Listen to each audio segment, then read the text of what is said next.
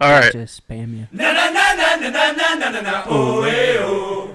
Na na na na na na na na na na oh eh oh. Na na na na na na na na na na oh eh oh. Log in. Na na na na na na na na na na I'll email you. oh eh oh. I'll email you my information. I'll email you my information. You can log in.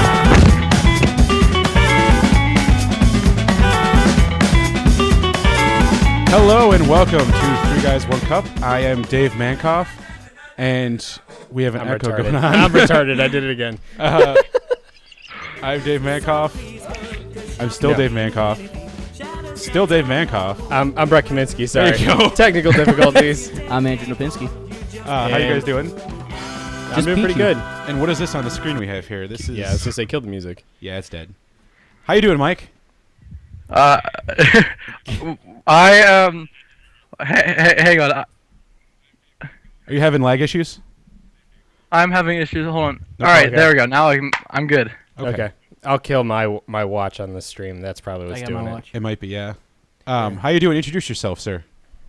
Hi. Well, thanks for having me on, you guys. I am Michael Daughtery. I'm the head of Save Sci Fi on Facebook, Hell yeah. and I'm just really happy to be here. We're happy to have you. What is Save Sci Fi? And is it with two Y's, or do you spell it like it's supposed to be spelled? You spell it like a normal All person, right? I spell it the way it's supposed to be. Thank you. Like on your shirt? Yes, like on the shirt. Yep, custom made Save Sci-Fi T-shirts. I don't know how long. I know Brett's been following the page for some period of time. I believe. Right. I don't know how long exactly. For But- longer than I care to admit. Oh. Well, I mean, I don't know if you were with us when I was originally posting about this, but I had and still have plans to start producing these and distribute it, maybe selling them to earn money for the cause itself, like to pay for Facebook ads, maybe to pay for other types of products like this or whatever. I don't know exactly what other than the ads so far, but maybe pay for a website domain for the page itself. The money, if or once I get this going, would go almost entirely towards Save Sci-Fi, if not completely.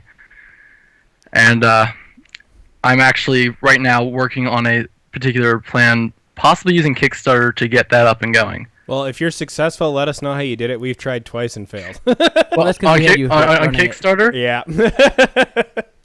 Well, I mean, if you need advice with Kickstarter, ask, next, I believe it's next time, right, that you're having EJ on? 2 episodes. 2 episodes Next Thursday is our next one, and then the Tuesday after that, EJ. Okay, yeah. He knows a lot more about Kickstarter than me. I'm brand new to it. Yeah. He's who knows all about it, so ask him.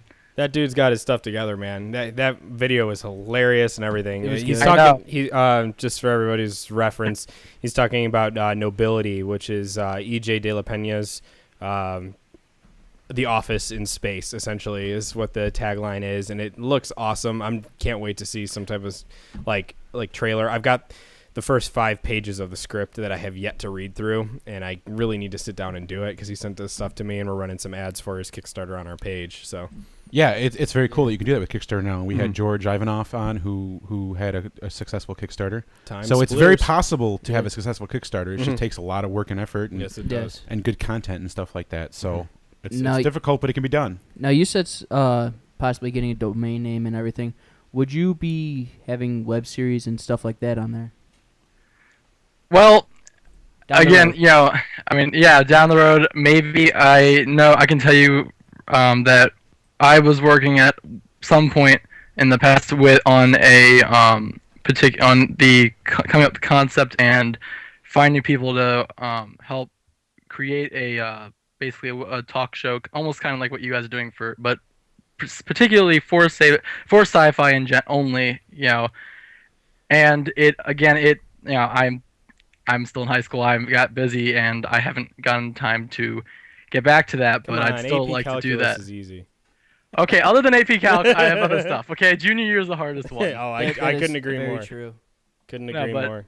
I can't even Yeah, I remember mean, junior year. I'm hoping to end up getting to do that later on, and eventually possibly do some more original content. I have one person who is another page admin on my page, and she has a concept called Worlds Apart, and it's about basically, several thousand years in the future, following a family that's sent off to colonize one of the first worlds, I believe, that humanity is traveling to. That's fascinating. Yeah. I will let you guys know. You guys will be the first to know if anything comes of those. Yeah, definitely. I'd definitely love to hear it and everything. Yeah. I'm in the process of writing a novel myself, and I'm hit a couple brick walls of not really knowing where I'm going to go. I get like 3 pages done and just go, oh no, writer's block, and then I have to leave it alone for like 2 weeks. Yeah, I know what you mean. Writer's block really sucks. It's the worst. I can't stand it. Oh, I'm unplugging everybody. Uh-oh. Hang on, one sec. Dave's messing with stuff. I don't know what he's doing. Hello? Okay, now I'm You good? Okay. Yeah, now I can hear myself. Sorry about that. Just technical difficulties. We have so many plugs here going on. Giant fire hazard. Only if we have to get out in a hurry. So, Michael, didn't you describe a little bit of Save Sci Fi? We kind of already talked about you want to do a Kickstarter and websites and stuff like that, but what... Wait, could you repeat that one more time, please? Yeah, there was sure. a bit of background sound. Sure. So I know we talked a little bit about you want Kickstarters and eventually to have some more content and stuff like that with Save Sci Fi, but right now, what are you doing with the Facebook and the site and everything like that? All right, well, I've had various developments over the past, it's been less than 2 years since I started the page. At one point I managed to get in contact with somebody at Sci-Fi, at the Sci-Fi channel itself. He was relatively low on the chain of command, but that's everybody at Sci-Fi. He was able to tell me a lot about how things were actually there, and of course I'm not going to reveal his name or anything, but he has since left, so I can't Good for him. ask him anymore. Yeah, he got fed up with him eventually. I can't blame him with the way they've been running that place into the ground over the past 4 years. I could kind of see it being like a G4 towards the end there, where now it's going to be Esquire at the end of the month. I actually, I've mentioned numerous times, I'm in advertising, and I actually had the Esquire channel, the rebranded Esquire channel was at my offices a couple weeks ago, talking about how awesome it's going to be, and I totally grilled them on why they canceled G4, and they just danced around it. They wouldn't actually give me a straight answer. I think G4 was kind of starting to fail with all the producers and everything. Oh, totally. But it was a lot of mismanagement. Kevin Pereira talks about that in his Pointless show a lot, and basically just mismanage it was the biggest thing. Yeah, and that's really key. Is you need really good management, like AMC and stuff like that. FX, Mm-hmm. they're doing a fantastic job of bringing really good shows. And Breaking Bad. Yes. Oh my God, I Parks cannot and wait Rec. for June. Almost every show on FX I watch, and almost every show on Mm-hmm. AMC. Mm-hmm. Mad Men, all those shows on there. I love them. I should watch Mad Men. It's your job, dude. I've never seen Mad Men. I hear about it all the time, but I've never seen it. I've only seen the first half of the first season, and that was it. Are we? Yeah. All right, I'll shut the window then. Something. Sorry. We've never had this window open. Yeah. I don't think we've ever had a window open in this place. So not while recording. yeah. Anyway. So what was the inspiration? Obviously, the inspiration for starting the Save Sci Fi thing was all the horrid cancellations for the different sci-fi programs. But what was the last tipping point for you? What show got canceled? You're just like, you know what? Screw this. I'm taking it into my own hands. Well, all right. Well, basically, what happened is, I'm younger. I've been catching up to all the sci-fi my entire life. I finally caught up to finish through all the Stargate, and I love Stargate Universe. I was watching that on TV ever since it began, and when I heard that they canceled it, I was just shocked, and I was so mad. All right, I was on Facebook and I saw Dean, and I'm sorry, I don't think he's watching, but yeah, Dean, the actress, or whatever, the dude Dean is what he called himself. I saw his page on Facebook, the Save Stargate Universe page. At the time, I think it was about 30,000 people, and I had been shocked by how fast it went up. He has some mad skills in search optimization and such. He was posting so many relevant things, doing everything he could, organizing all these campaigns to get the show back, and I started following along, doing everything I could to try to help get it back. And I didn't have much sway or anything at the time. Then came news of Terra Nova getting canceled. Then I also and along the time, like I said, I was catching up to sci-fi. I found out about all these other science fiction shows that had been canceled. And I'm kind of embarrassed to admit it, but I hadn't watched Firefly until last year. Yeah, no, I'm with you on that one. I did the same thing. And that one, I was just so after watching the first episode of Firefly, I was instantly hooked, and I'm just so mad at Fox for doing that. But finding out about all those prior ones that have been canceled and Terra Nova, all were what convinced me to move from just doing the Save Stargate universe to trying to build something slightly different. A page that wouldn't just be focused on one show. I mean, there's Save Eureka page, there's a Save Fringe, Save Flash Forward, Save SGU, Save Stargate, Save Save Future Gate Travel, Save Save Stargate, Save insert sci-fi title here.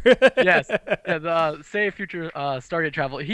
That page was another big part of it, part of my eventually doing my own.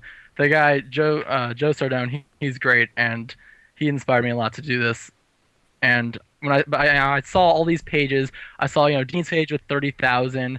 I saw Eureka with Save Eureka with 5,000. I saw all these different pages with different various amounts of people, and I'm like, there's so many supporters out there, but they're not necessarily going to do anything if they're all focusing on separate causes or whatever, because it seems like the entire genre's under attack, as I put it on my in the info on my page. And so I figured, let's start. I want to try something new. I want to try something with everybody involved. And I honestly gotta say, I didn't expect it to get anywhere near to the number it is today. And only way I've been able to get it this high is through the help of some really amazing people. One of which being, and I'm gonna give a little shout out here. He's watching right now, Tom Pedron. He runs the website FTL News. Oh, and yeah. He posted our Kickstarter project and stuff a couple weeks ago. Yeah, no, I know. He's a really great guy. And, yeah, they're awesome. I was lucky enough to run across him on my page, and ever since he's been a huge help. Dean helped a few times posting stuff. The various other admins have. I've had so many people that have given me advice on how to do this that take 2 or 3 hours to name them all. Yeah. Now, and I just can't take credit for all. I liked initially what Dean was doing with the Save Stargate Universe thing, because that's honestly my favorite of the 3 different Stargate series. But he's kind of turned it into this affiliate marketing page now, where everything's Amazon affiliate links for buy this, buy that, buy the other thing, and less about let's try to get the show back. Which honestly, it's been off the air for a little over a year, so we got about a year and a half until technically it could theoretically come back based on how they ended the series finale.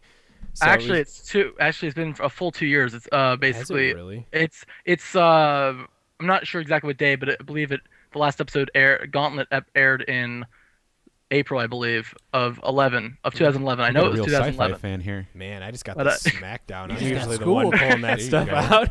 No, but yeah, I mean, I've seen various pages and people talking about how the time's up. It's time for the crew to come back, and it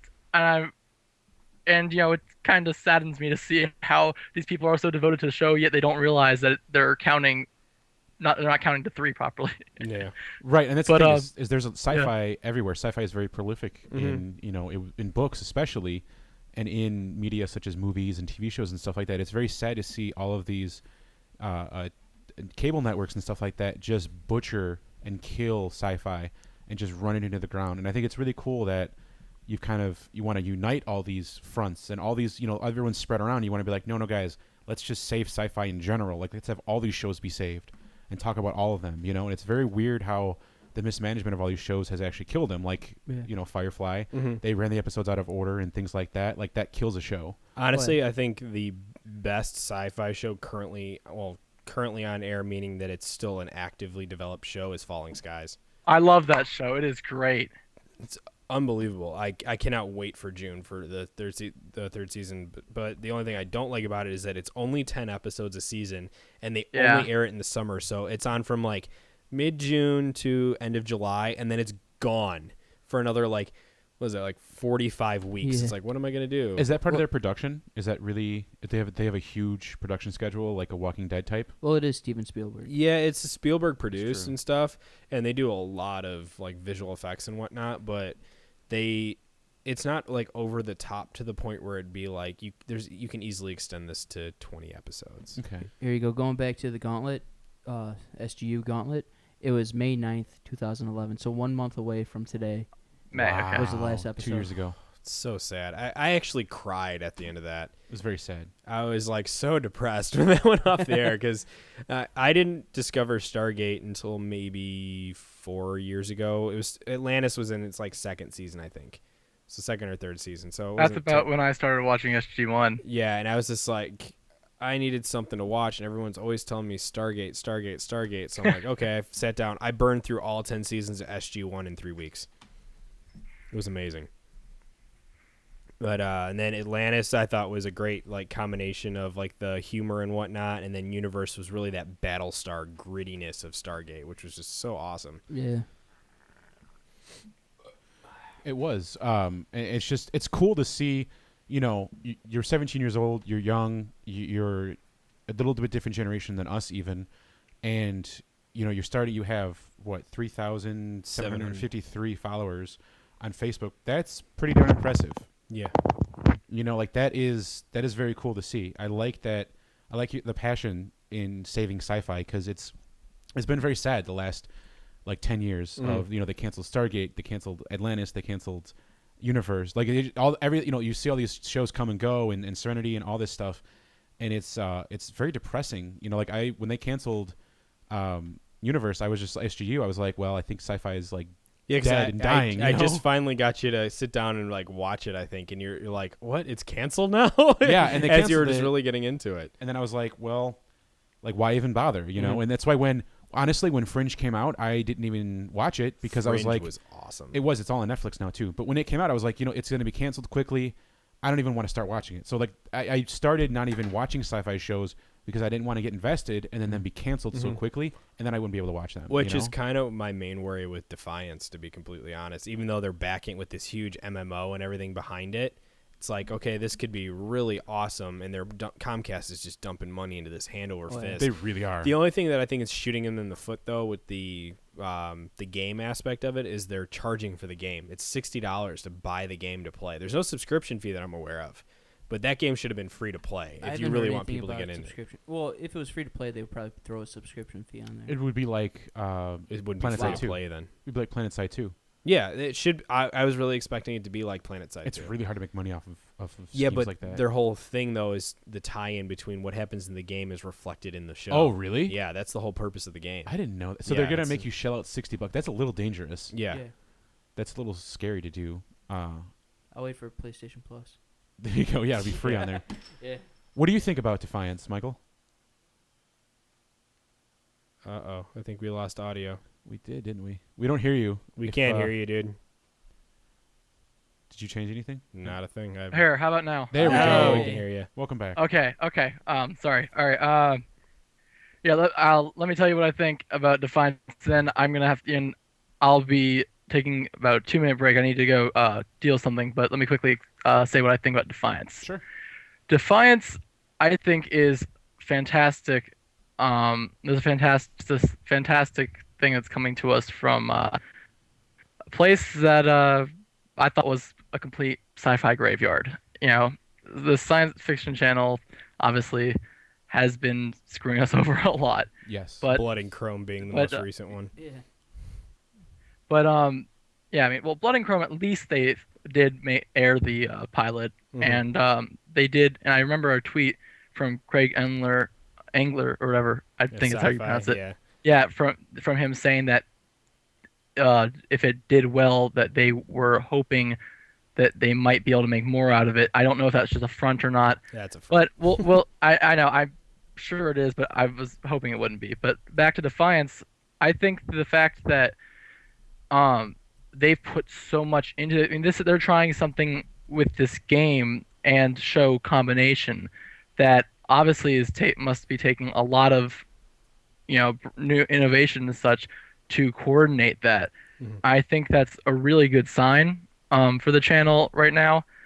The show itself looks incredibly unique. It's got it is based on Earth, like with Earth being, of course, the main scenery, main scenery, which is always easiest for the producers of the show. But what they're doing with it, in as far as I can tell, it looks like most of the characters aren't even human. Yeah. And that's something that I don't think I mean, other than things like Farscape, where they had a lot of other, which was I love the show, but had a lot of other aliens.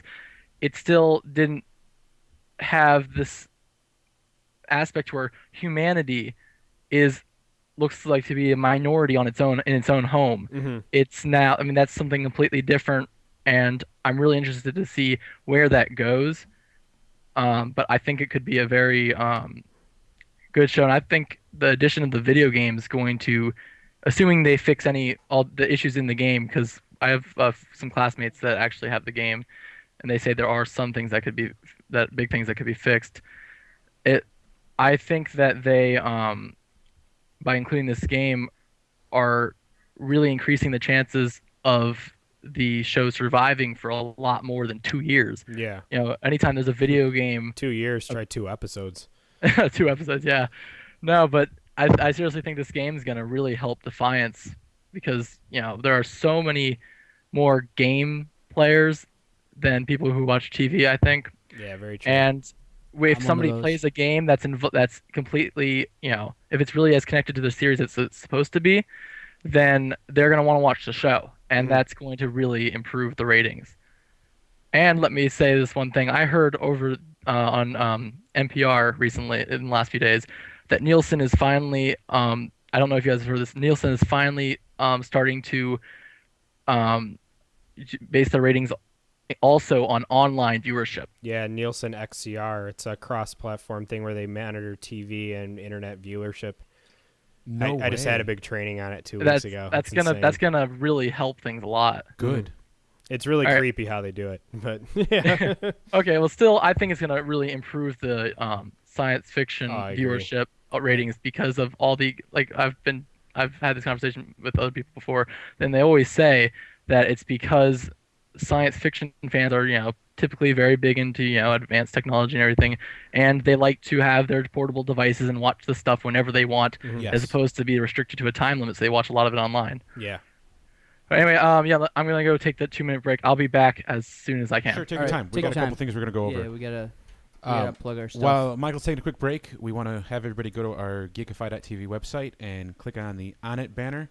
That'll be up again after the show. Yeah, but they don't need to know that.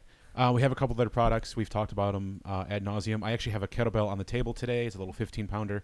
Yeah. Brett, don't try to lift that. You'll hurt yourself. Hey, don't try to open any of the bottles. You might hurt yourself. You as might do well. that too, Oh, yeah. You might I'm need a good man with to open opening it. bottles. Just lifting the kettlebells. We got the Hemp Force protein next to it. Which today they just came out with the Hemp Force protein bar. Yeah, it's a Vanilla vanilla. It's actually pretty inexpensive. It's How much is it? For 12 of them, it's $30 roughly, Yeah.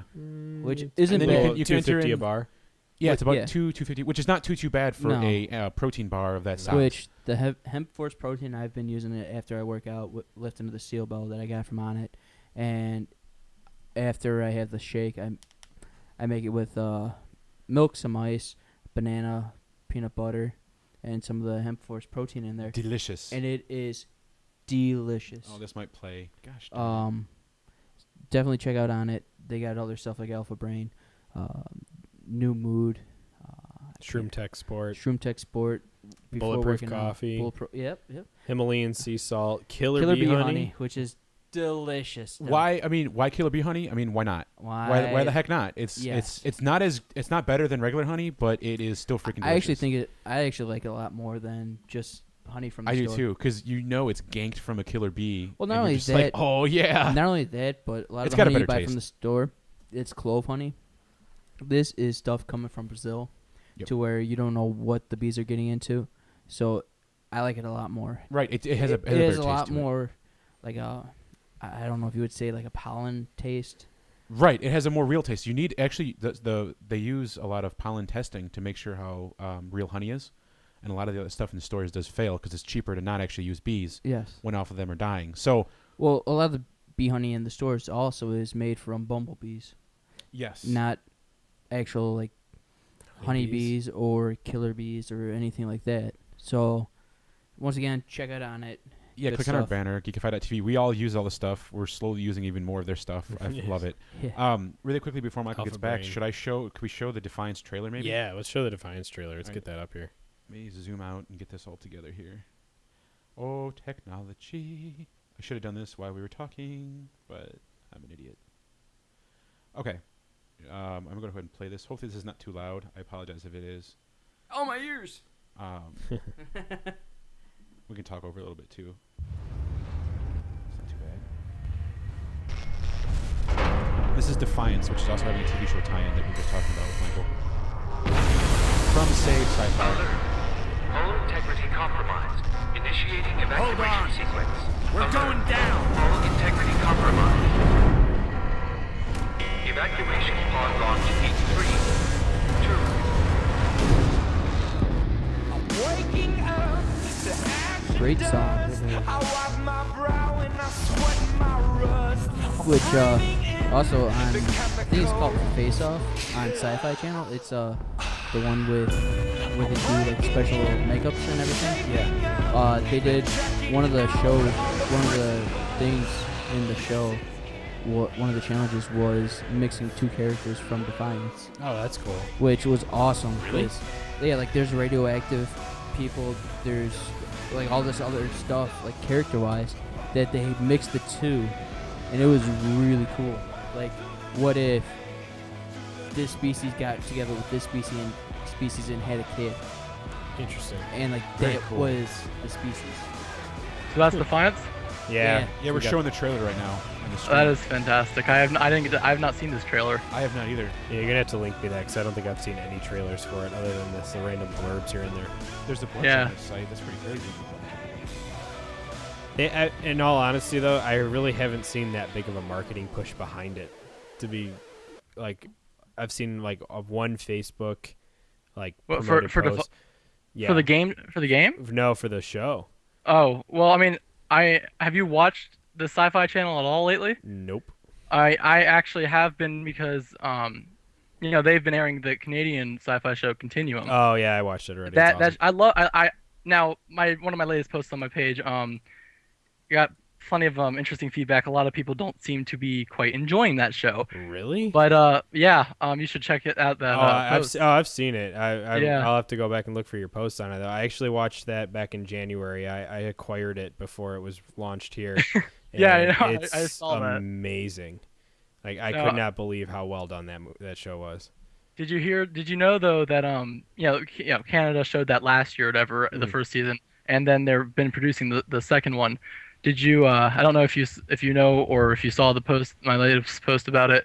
Sci-Fi's already gone and requested that ordered a their episodes of the second season for them to show as well. Yeah. So and they're gonna start up the second season on Sci-Fi in June or whatever, end of Nice. June, which obviously means that it must be raking them in some ratings or They're probably yeah. going, "Hey, we can make more money off of real sci-fi than WrestleMania." No way! I don't Exactly. believe it. What? It's not true. Yeah, it's about time that they start realizing that they can actually make money off of Mm-hmm. sci-fi fans. I would be like, I will give you my money if you give me a good sci-fi show, please, Mm-hmm. and keep it on. If only these so many people keep saying we should do Kickstarters for these and everything, and then people would donate. I'm sure Kickstarters, if they were possible for these shows, would definitely succeed. Well, but the problem is, Veronica Mars is the case study in that. see, I don't know. I've seen things about Veronica Mars. They're getting their movie or something through Netflix. I believe Kickstarter, yeah. Kickstarter. Yeah. What is Veronica Mars about? I just have never seen. It was actually on several years ago. I think it went off the air officially in like 2006, but it was with Kristen Bell, and she was like this high school girl. It's kind of Sherlock Holmes kind of thing, where she was this high school girl who helped solve crimes kind of thing. And had this enormous cult following, and it was one of those shows that was canceled too soon. It was on for 3 years. Yeah, it was. They had like a 6-year story arc on it or something, and they put a Kickstarter project up about 3 weeks ago. It was actually a couple days after George was on, or before George was on the show last, so it was like mid-March, and they came out and they were like, we have a $2 million budget, our goal that we need to hit, and they hit their goal in 4.5 hours. Dang. Like record on Kickstarter. Now they're just going for the record for the most number of backers. And They're at like $5.1 million. How long do they have left? Like maybe I think it's 2 days or 3 days at this point now. Jeez. But Jeez. they're over 5 million, and I think it's Paramount or one of the Paramount or Fox Pictures, one of the two. They will pay the difference then on what it costs to make it. They were like, their stipulations, like, you have to go on Kickstarter and get $2 million for it, and then we'll cover the rest. Okay. Wait. So you're saying that one of the official networks has agreed with the fans that if the fans can raise the money, they'll fund the difference in for the movie. Yeah, that's exactly right. I thought they were going to match. Or pay the difference. I believe they're going to match whatever they make on Kickstarter. Which would be really awesome. Sony, yeah. Sony owns the rights to Veronica Mars. All right, then that's what we got to do for SGU there. Yeah, right. Finish up the storyline. Got to get in contact. Wow, dang. So I have it on the stream right now. So they have 75,677 backers. They have 3 days to go, and they have made $4.9 million. They needed $2 million, so they're and the more than double their record goal. for number of backers is 78,000. Yeah, so they're like something like that. So they're trying to beat that record now because they beat the fastest to goal and something else, and now they're trying to get most backers. Well, I guess I'm gonna be jumping on this personally because, like I said, when my contact at Sci-Fi did leave. Although they're lowered, on the scale, I'm sure they could, the person in his position could possibly, submit proposals like this, an idea like this to the higher ups. Mm-hmm. I mean, it's worth a try, and I haven't really talked much to the replacement, to his replacement, but I did get one message back from her, and I haven't got to talk since. But I'm going to attempt to. Use this as a good example of how it can really work. I think a lot of people are. I know Kevin Smith, he made Clerks and all this stuff. They were going to originally do Clerks 3 as a Kickstarter, like Veronica Mars. And they were actually going to do this in October. And they hesitated at first and didn't pull the trigger. But, like, after this Veronica Mars, they were like, wow, we really could have done that and probably made our goal. Maybe not as fast and crazy as Veronica Mars because there's a lot of hardcore fans. But, he says if there's people there that are willing to throw money at projects, they are more than happy to have Kickstarter be used for that. It's crazy. So it is definitely a thing that I think a lot of these movie organizations are looking at. That hey, if we could use Kickstarter and have the fans pay before they even go see the movie, we will do that. We don't have to front our own money. We can make a couple $1 million on Kickstarter. Great. Yeah, our marketing budget is really what it comes down to. Yeah, I mean, hopefully, Sci-Fi. We'll listen to this, and if we can get up there to them, hopefully they'll listen and actually consider it, because it seems like they're starting to make a bit more smart decisions lately with Continuum. Or not only they're not even waiting for a full year to get season 2, they're getting it within a few months. Yeah, and then getting all of this work on Defiance. I think maybe they'll be willing to listen now. Mm-hmm. Yeah, definitely. I think it definitely is a wake up call to the industry to go, hey. You can have these funded, what do they call those? Publicly funded? Crowdsourced things like Kickstarter are a wonderful resource. Another good one is chill.com as well. They do a lot of comedians, mainly. Ari Shaffir. Who else is on there? Doug Benson released a whole movie on there, another documentary he did. They're very good at, Chill is a very cool company. It's crowdsourced, basically. You just basically give them a bunch of money, and then they make something, and you get to get a copy of it. They do really cool stuff like that, like Kickstarter. And I think that's going to become the more norm for things like this, especially for expensive projects that may not get off the board normally as quickly, like a sci-fi project. Mm-hmm. Which is incredibly hard to do in this market. Yeah, I'm worried that we mentioned Nobility earlier. That's one of the Sci-Fi ones right now that is going to take a bit of work to get funded. Yeah. it's at what, a little over 3K right now, Yeah. with 48 days I think left to go, and I'm doing a lot of work personally to try to expand that audience there. But I think the problem with that is that, if you look at if you look at Cowboy Errant's Facebook page, before I first started sharing their page in different places, they had maybe 90 people. They just didn't have. I think the real trick to these projects is get the word out to a huge group of people before you start something time-wise. Very much so. Yeah, it's very difficult when you're starting from his position, and he is actually starting at a pretty good position because he has people who have worked in the industry. Yeah, Claudia Christian. Yes, he has people in the know who know what they're doing with their crafts, and that's very impressive. That's what you really need. And he hasn't put any updates up yet, has he? No, actually, because he's actually going to be posting soon about him being on the show on the 23rd and whatnot, and he's going to be spreading that around. So well, let me tell you now. Of course, I've been in contact with him a lot personally. He actually contacted me at the beginning, through he got my contact information and contacted me for asking for some help with this, but through my page. But let me just tell you that there's something else, somebody else other than Claudia Christian joining that's, I think, pretty well known right now. Ooh, and I can't tell you guys anymore. It's gotta spoilers. Well, spoilers. Maybe we can get him to Spoilers. spill if it's contractually allowed. Maybe we can get him to spill the beans on the 23rd then. NDAs are a hell of a thing, aren't they? Yeah, they are. Now I just hope he doesn't I just hope he doesn't kill me for revealing that much. Well, no, you didn't say who it is. You're good. He won't. We'll protect you. No, from I him. know. Our viewership isn't that large, unfortunately. It's adequate. We got though. your It's back. adequate. It's It's adequate. adequately sized. It It's gets the built job in. done. Yeah. No, I mean, it's just he's told me I can't reveal anything, obviously, and I don't think that's gonna hurt, cause any problems at all, because he's publicly acknowledged that he's still looking for more celebrities and such. So Which is good. You need that. You need that pull to have actors and people in the behind the scenes that can have this, who know the industry more, who can get money. Claudia Christian's only part of this. I think is part of the reason it's not quite so high yet. Typically when somebody like Claudia Christian's involved, you got a lot more exposure. She's only posted about this project once, and that got them like the first 2,500. Oh, jeez. Right. Wow. So they need to do a little bit more promotion, and they have plenty of time. Oh yeah, no, there's going to be certain. He's told me there's going to be certain at certain points, like I believe it's 40 days. There's going to be much larger press release, and then at 30 is going to be like really full on, just advertising as much as possible everywhere they can. Yeah. We will be supporting them as well. Yeah, we've got banners running on our site right now, actually, for That's great. That's the great. back nobility thing.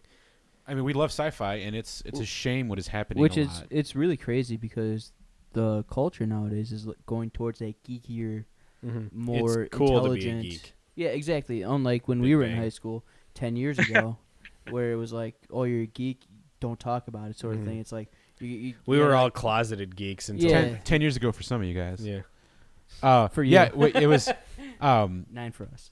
Yeah, it's about 11 now. Well, this is gonna be 10 next year, actually. So yeah, when I was in high school, it was like, oh my god, I was always proud to be a nerd and a geek. I was like, I don't see anything wrong with it. No. Like I was in sci-fi club in high school. We had a really cool sci-fi club. We could watch any movie. We would just hang out at school and watch sci-fi movies all the time. That's awesome. It was very cool. It was so cool that our school allowed us to do this, because we would just swear and play games and do all this stupid stuff like that. But we were like, people were making fun of us, and I never got it. Even then, I was like, why does it matter? Like, and then now it's so cool to see the geek culture just kind of take over with all the cons they're having across the United States and the world, and people just embracing it. That I think sci-fi will be a part of that. Will be picked up by it, and it's being embraced already. It's just it's just very slow, and so it's very good to see that now that technology is better with computers and stuff like that. They can do a lot of really cool stuff. You can do stuff like this. You Yes. couldn't do this 5 years ago. Yes, And now this is commonplace. This is less than $500 worth of equipment. Yeah. And just a little bit of brain power. Minus the laptops, of course. Those are a Yeah, little bit not- expensive. Not counting the laptops, the actual equipment to pull this show off is less than $500. But it's all stuff that we already had. Like these laptops we all had. No, I didn't. No, no. you get special. The first day we did the very first episode, which I do not recommend you go back and listen because it was just terrible. How long ago was that? Almost a year. We're actually A year. coming up on a year at the middle of May. We'll be at the 1 year mark of doing this show. Well then, let me quickly ask you guys, and I might be putting you guys on the spot, I might not, I don't know. I'm fine with being put. Are you guys? Well, see, I'm actually better. I'm actually a good interviewer, Brett. Yes, you are. You're better than Thanks for Brett. throwing it in my face. I appreciate it. You're welcome. You're welcome. Excellent. No, but so I want to know, and I mean I'm guilty of this myself. I didn't really do anything special for my page's first anniversary ever. But what are you guys doing for your anniversary? We really. I wanna know. We really haven't thought about it. I've thought about it.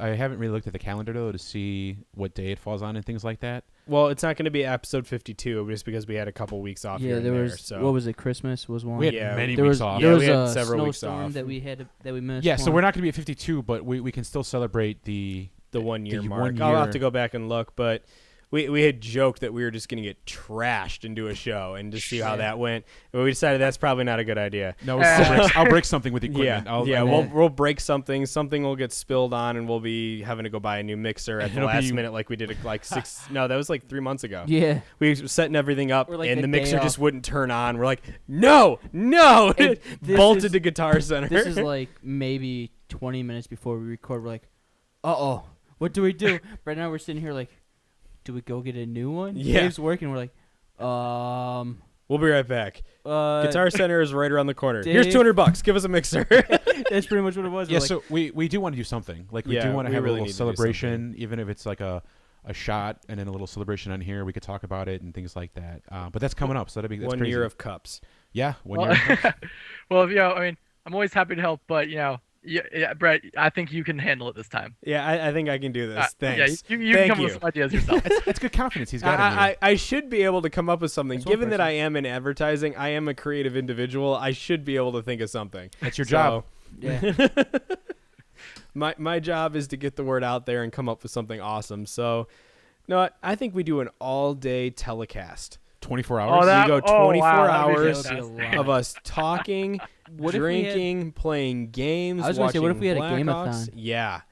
What, like We were talking about doing a 24-hour game-a-thon for the Call of Duty yeah, endowment. too bad the game stunk. Yeah, well, let's play Modern Warfare 3. I actually played it this weekend again. It was fun. We saw. Yeah. Yeah, How'd if you you guys see? want to do a 24-hour marathon, hey, I'd be happy to join you as a guest. I'll skip school. Sorry, There you Mom, go. Dad. I know you're here. I know We you're will, listening. we are not not. us. Hey, we do not condone that. We all graduated from high school. And we didn't miss a single day. We went every day. Uh-huh. college is a different. College You were, is a you were di- never, you were never at home playing, 10-hour-long marathons of games, or I never skipped high or school spending for a all the time while. making fun of Brett, right? not high school. High school, I never skipped. College, on the other hand, I Well, called in all the there- time. there Went was over that to one Dave's day. house and play WoW. There was that one day, senior. Senior ditch day. That doesn't count. That's a given. Yeah, that doesn't count. No. You know, I that was had a an fun day. exam on that day, so I couldn't even ditch. I had to go to school. Did you really? Yep. blows. I had That's an exam. terrible. AP Chem. And I was like, Wow. thank you. They must have scheduled that just for that. Oh, they did. Yeah, it was on purpose because they were like, Oh. "You're not ditching."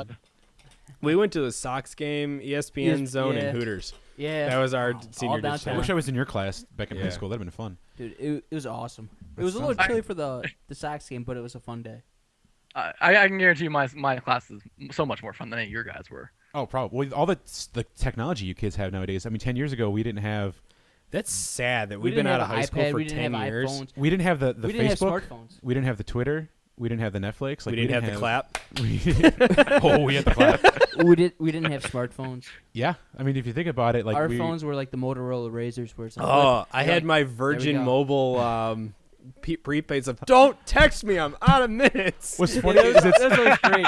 I go to call Brett. He's like, "Call me in the house." About a minute. what's so funny is Coming it's up, only, Chuck. guys. It's only 10 years. It's not even. I know. I know it's crazy. Are you Like, going? Okay, here's the question though. Are you going to go to the reunion? Probably not. I don't really want to see anybody from high school. I'm thinking about going, and when Can I go to your reunion? I'm thinking about Yeah. going and registering, and they're going to be like, "Oh, what do you do now?" I'm thinking about telling them I work for NASA.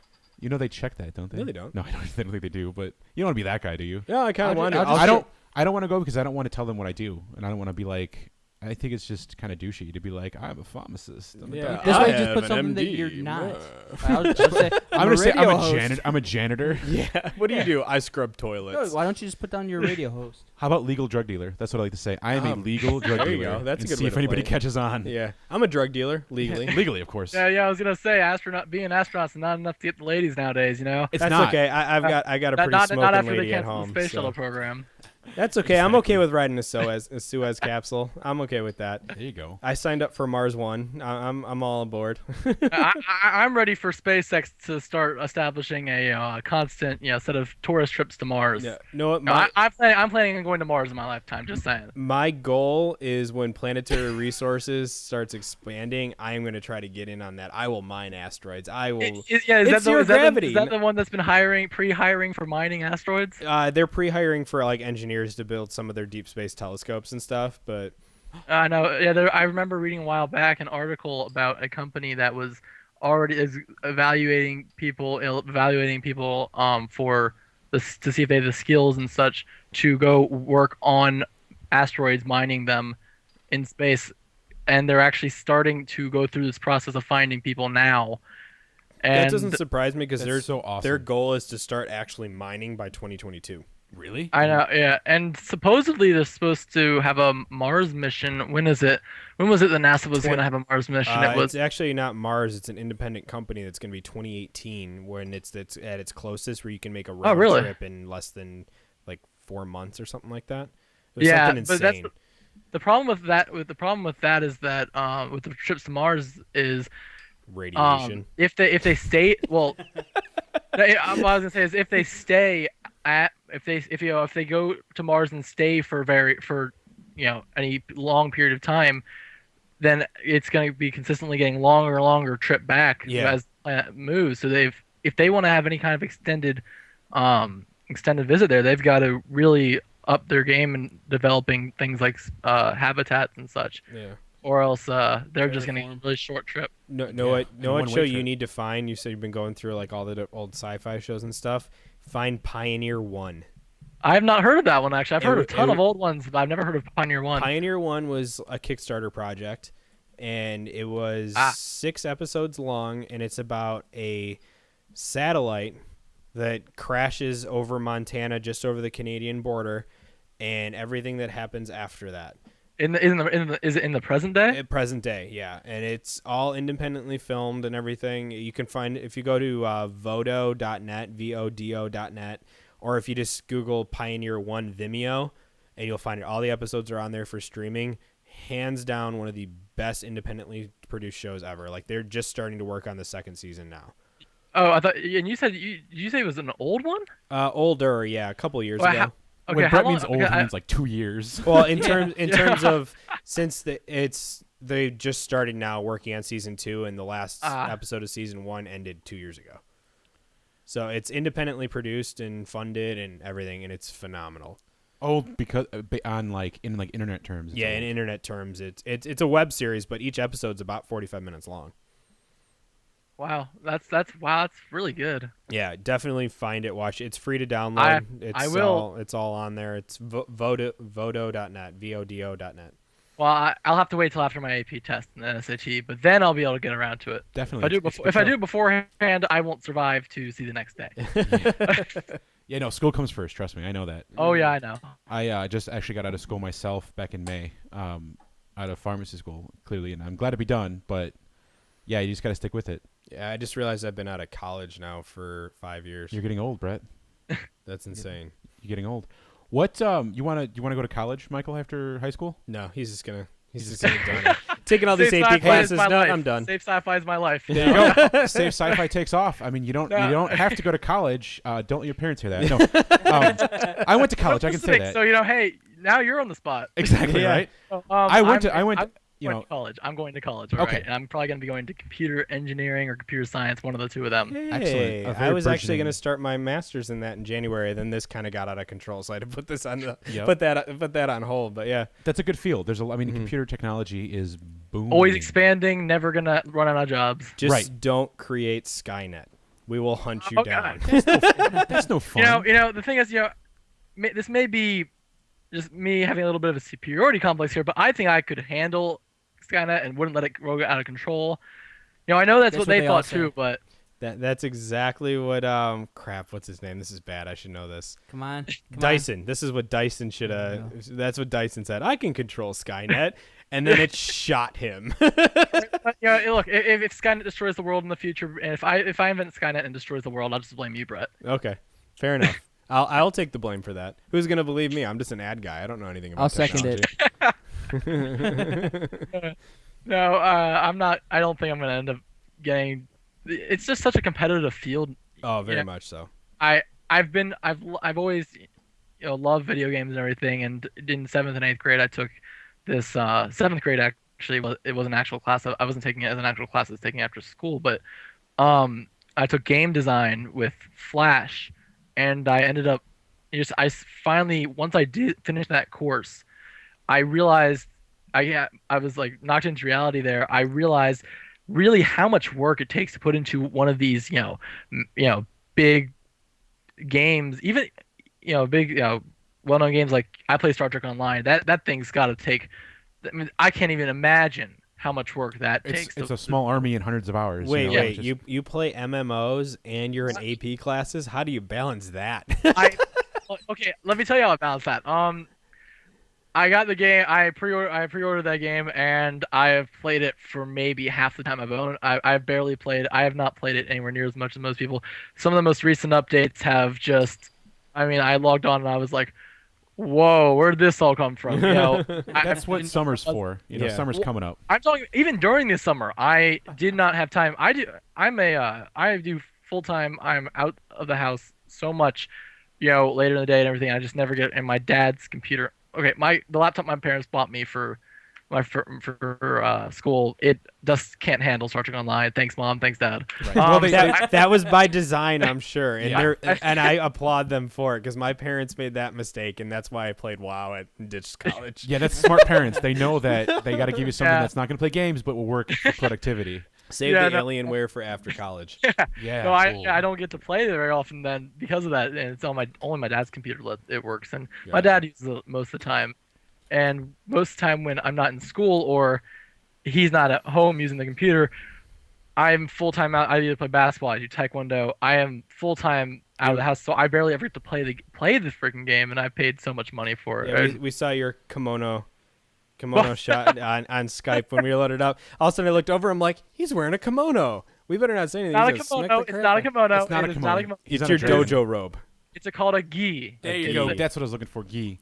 That's not the word you were looking for. We kept calling this is not the robe you were looking for. We kept calling it your ninja suit. Yeah, that's what I was saying. That's the only thing I could think of was ninja suit. Speaking of what your reference to Star Wars, I actually have a question or two for you guys. Sure. Bring it back a little bit to sci-fi. Yeah, that's probably a good idea. A little bit less about my personal life here. No, don't need everybody in the net knowing too much about me. Right. No, the new Star Wars movie is being directed by J.J. Abrams. Into Darkness. What do you guys? No, not Star Trek. Did I say Star Trek or Star Wars? No, he said Star Wars. Star Wars. Oh, Star Wars. Okay, then don't confuse me. But you said Star Trek, but you said J.J. Abrams, but you said Star Wars at first, so I got confused and immediately went into Darkness. Okay. Confused. It's not hard to confuse Brett. Yeah, he's an been a long day. Anyway, sorry. It's the Star Wars Episode 7. A question for the three of you. It's actually 2 or 3 parts. First off, what are your guys' ideas about the possible stories, names, and do you guys think it will end up having the result end up being like the Phantom Menace? I honestly feel that I was very happy when Disney bought the Star Wars franchise because I don't think they're going to have another Jar Jar Binks moment. I like Jar Jar. Don't diss on Shut Jar up, Jar. Brett. You do not like Jar Jar. No one likes Jar Jar. He's Jar Jar Binks. Yeah, I think that they won't screw it up like that. I think that with J.J. Abrams and with good writing, that they could bring the Star Wars franchise back into, like Star Trek came back into the limelight. Yes. I think they can pull Star Wars into the limelight again and be very popular by making a really good movie. Here's the thing. They got Mark Hamill. They've got Carrie Fisher signed on. I don't know if Harrison Ford has. Wait, Carrie Fisher, she was Leia, right? Yes. Harrison Ford has confirmed, according to multiple sources I've read, that he will be coming back, and I believe I remember one of the sources saying that he finally agreed, and I not sure if you noticed or not, but he was very hesitant to come back. Because He always wanted a proper death scene for his character. Right. Apparently, he's getting that in this movie. Oh, that's And that cool. makes gonna be sense. cool. That's He wants an honorable death. right. Way Yeah, to go that- Klingon instead of Star Wars, but yeah. No, but your comment about bringing Star Wars back in the limelight, while Abrams did that for Star Trek, yes, but at the same time he completely ticked off almost all of a large percentage of the fans up to that He point. pretty much disregarded all existing canon from everything Not else. necessarily that though. I'm referring more to the aspect of where he took the show as a idea and a concept and the themes, bringing it more back into a more realistic and less from. I know he keeps saying that there's optimism in these still, and yeah, there is, but it's not the way Star Trek used to be, which was it was always a pioneer in in changing social norms. It was always about optimism, the best possible. It's much more gritty. Well, where they were Exactly. sophisticated enough to have space travel, but a black woman still answered the space phone. Yeah, exactly. Well, hey, but in that, you got to admit that at that time, having a black woman on Yeah. the ship, that was the big aspect there. But she still answered the phone. Right. That's true. That's true. So he changed a couple things. We'll push it we'll get right up against the box, but not quite outside of it. Right. Yeah, that's true. I mean, hey, he had to take some. Yeah, he had to. If he obviously wanted to make some type of difference, but he still had to.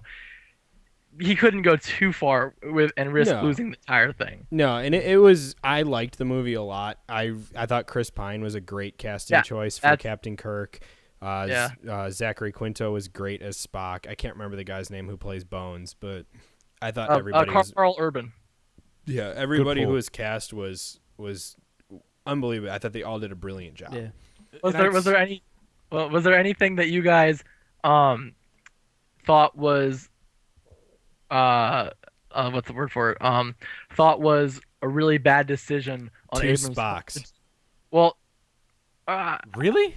I liked that think Leonard it was a great Nimoy. idea having Leonard Nimoy handed Yes. off to the Yes. new group. The young kid. I liked that they had Leonard Nimoy in it, but I wish they would have closed the loop on that where they somehow were able to send him back. Because now in this new universe, they're going to have Leonard Nimoy and Zachary Quinto both as Spock. But Nimoy's not going to. While they may end up, maybe that's setting up. Maybe that's an idea that they're having for the third one that's planned that they've been talking about. Maybe they're gonna have Nimoy back, to surprise everybody and wrap that up. But Nimoy's back on Vulcan, helping organize all that. What Vulcan? Or not on back on Vulcan, on New Vulcan.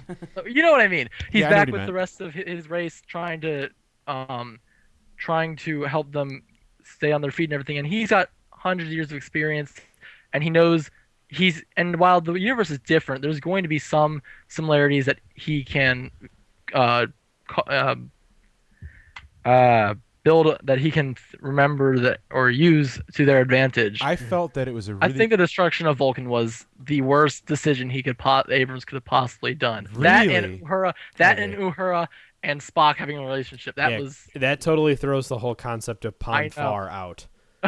Yeah, but you see, like what I like the most about the Star Trek is it's such a big reboot that I think it would be very cool if they kind of did a little bit of a reboot with Star Wars to give it some life. And I know that they chose some really crazy decisions, but they had to, because in the Star Trek movie, it's a different universe. It starts to go away from how it's supposed to go. Mm-hmm. So that's a really, really cool idea, the Star Trek universe. I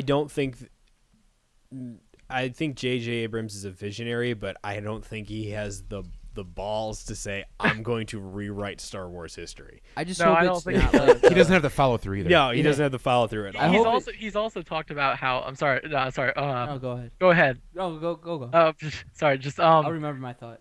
just a little bit of lag there. I didn't hear you talk until I started talking. The thing. I mean, I like Abrams stuff, but the reason I agree with you on that. Abrams also grew up a huge fan of Star Wars, and he's knows all about Star Wars, whereas Star Trek he wasn't as devoted to it, so that's why he went around changing it. Star Wars, I agree. I don't think he's gonna screw with anything that's been established. So then what is he going to do? Like, that's my thing, is he has to do something to... He's gonna add lens flare.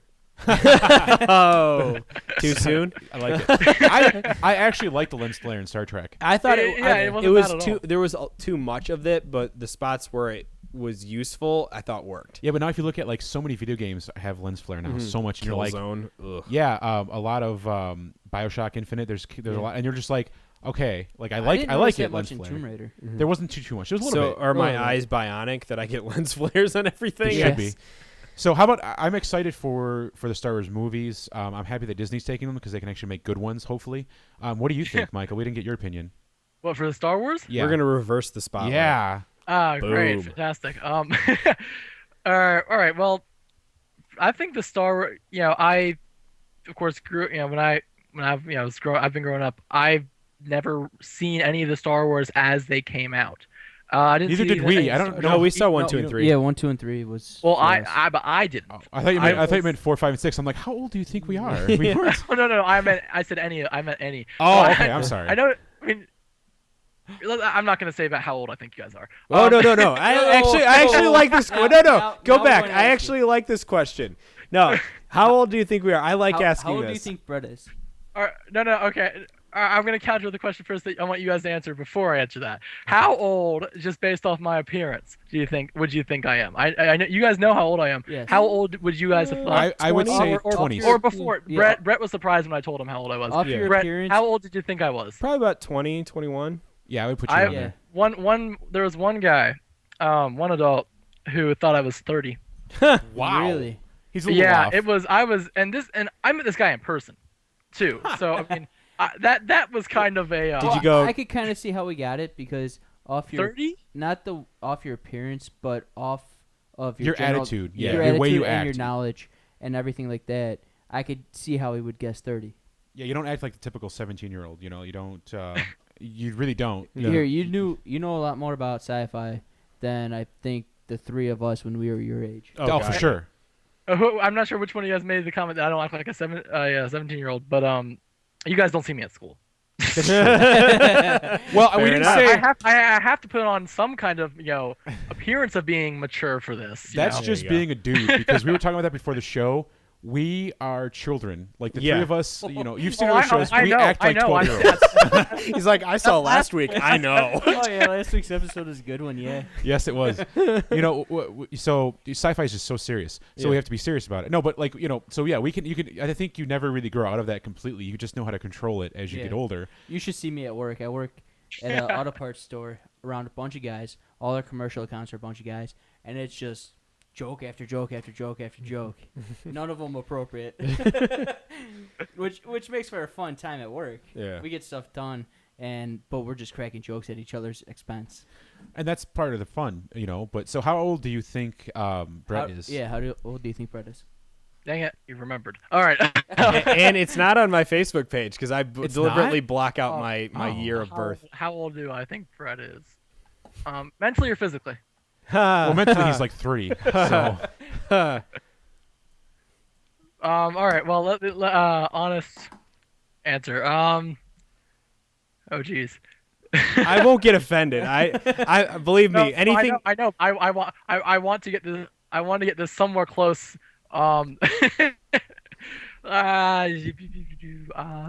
If it helps you, we're all right around the same age. Okay. I am the oldest too, if that helps. It really doesn't. I'd say youngest. I'm gonna give you a range of a few years. Youngest, I'd say probably way off. 29 at the youngest. Okay, No, cool. Yeah, I'm way off. No. No. That was your final answer. no. 29. No, Okay. I said at the youngest. I said youngest. I said I was Okay. gonna give a real range. Okay. All right. Okay. All right. I never said 29. No. Okay. I'll guess 37. You think I'm 37? In a row? What? All right. That's I want awesome. to, Mike. I want to tell you a story really quick. Old man great. Dave's getting on the mic to tell you a story. How bad was that? Again? You're very off. 29 to 37 is the Oh, range. no. I can't wait till you're I said 29. Okay. That's my second guess 29. was 37. Okay. You think I'm 37? In a row. Somewhere around there. Wait, hold on. Let him finish. Okay. all Do of everybody us. else. All right, now let's do Dave. Oh joy. I'm sorry. I'm sorry that you other guys. Dave, I'm not. Raise your hand. Which one are you?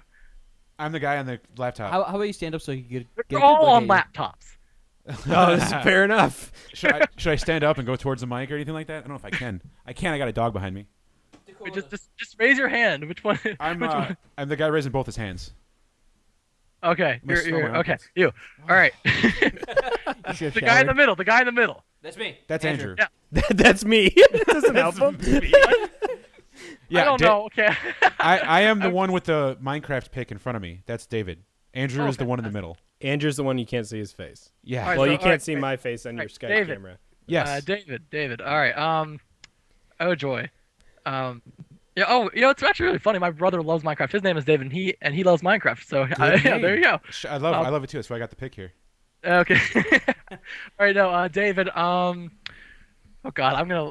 Wow, this is gonna be really embarrassing. I'm just really embarrassed. No, it's fine. I want to No, tell you a it's funny fine, it's story fine. about. Yeah, Oh, I've got a I funny know. story too on this. So So go ahead. What do you think okay, I am? I'm not going to be offended. Phew. I'm so offended right now.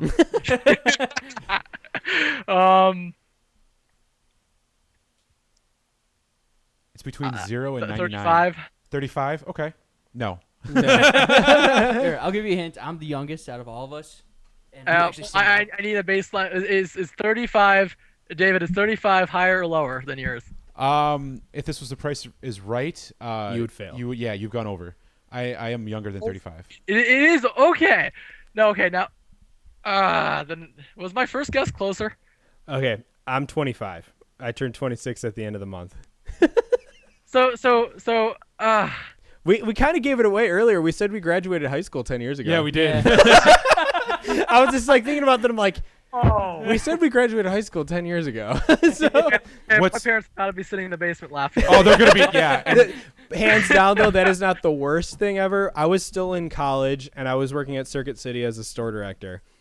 And I was talking about playing World of Warcraft with one of the guys that I worked with, who was about the same age as me, a couple years older. And he's like, "Aren't you guys a little old?" One of my employees was like, "Aren't you guys a little old to be talking about playing World of Warcraft?" I'm like, "Dude, how old do you think I am?" And he's like, "I don't know, like 40." I'm like, "What?" I was 20 at the time. I was like, Wow. What? I do not look 40 years old. that is hilarious. Wait, so Brett, exactly how old are you? I'm 25. I turned 26 at the now, end of the month. guess my age. Okay. Last guy, Andrew, right? Yes. Well, okay, you're all about the same age, so I'm gonna say 25. Yes. Very good. Thank you. correct. Finally. Yeah. Brett and I think we're like 2 not months even 2 apart. months apart. Just like a month and a half apart. Yeah. And I'm 27 years old. God, 37. Wow. Well, here, let me tell you my funny story. This will make you feel better because my first job, I was a cook in a pizza place. Oh, Yeah. great And time- I great had place. Great times. it was great times there. I had a really tough manager, and we were talking about age, and her name was Jenny. Shout out to her, she's awesome. And we were talking, and she was like, "Well, how old do you think I am?" And I'm like, "Oh, I don't know," and I didn't want to say because I felt embarrassed, just kind of like how you did. So I go, "I think you are 45 years old," and she literally slapped me. Because at the time she was 24 years old, and I was around 16, and I was like, "I think you're 45," and she was so mad, and she was laughing like she got so mad at me because she was like, "I am not 45," and she didn't like. Now that I look back on it, she didn't look 45. She doesn't even look 45 now. But yeah, I understand that there's like this really weird age morph that you have when you're in your teens like that you think that people in their 20s are in their 30s. It's funny. Like now that I look back at it, I'm like, what an idiot I was. But It's really bad when you're trying to guess the age of somebody like Will Smith. yeah. Exactly, because he He looks outrageous. he's so young. To I have a begin with. comment, but I'll keep it to myself. I know you're going with this. I know exactly where I'm going with this. Yeah, exactly. It's hard with some people to tell their age. I know. Especially if you got a baby face like me. I got a baby face. I haven't Yes. shaved. You can't see it behind my grill thing here, but I got like a full beard going.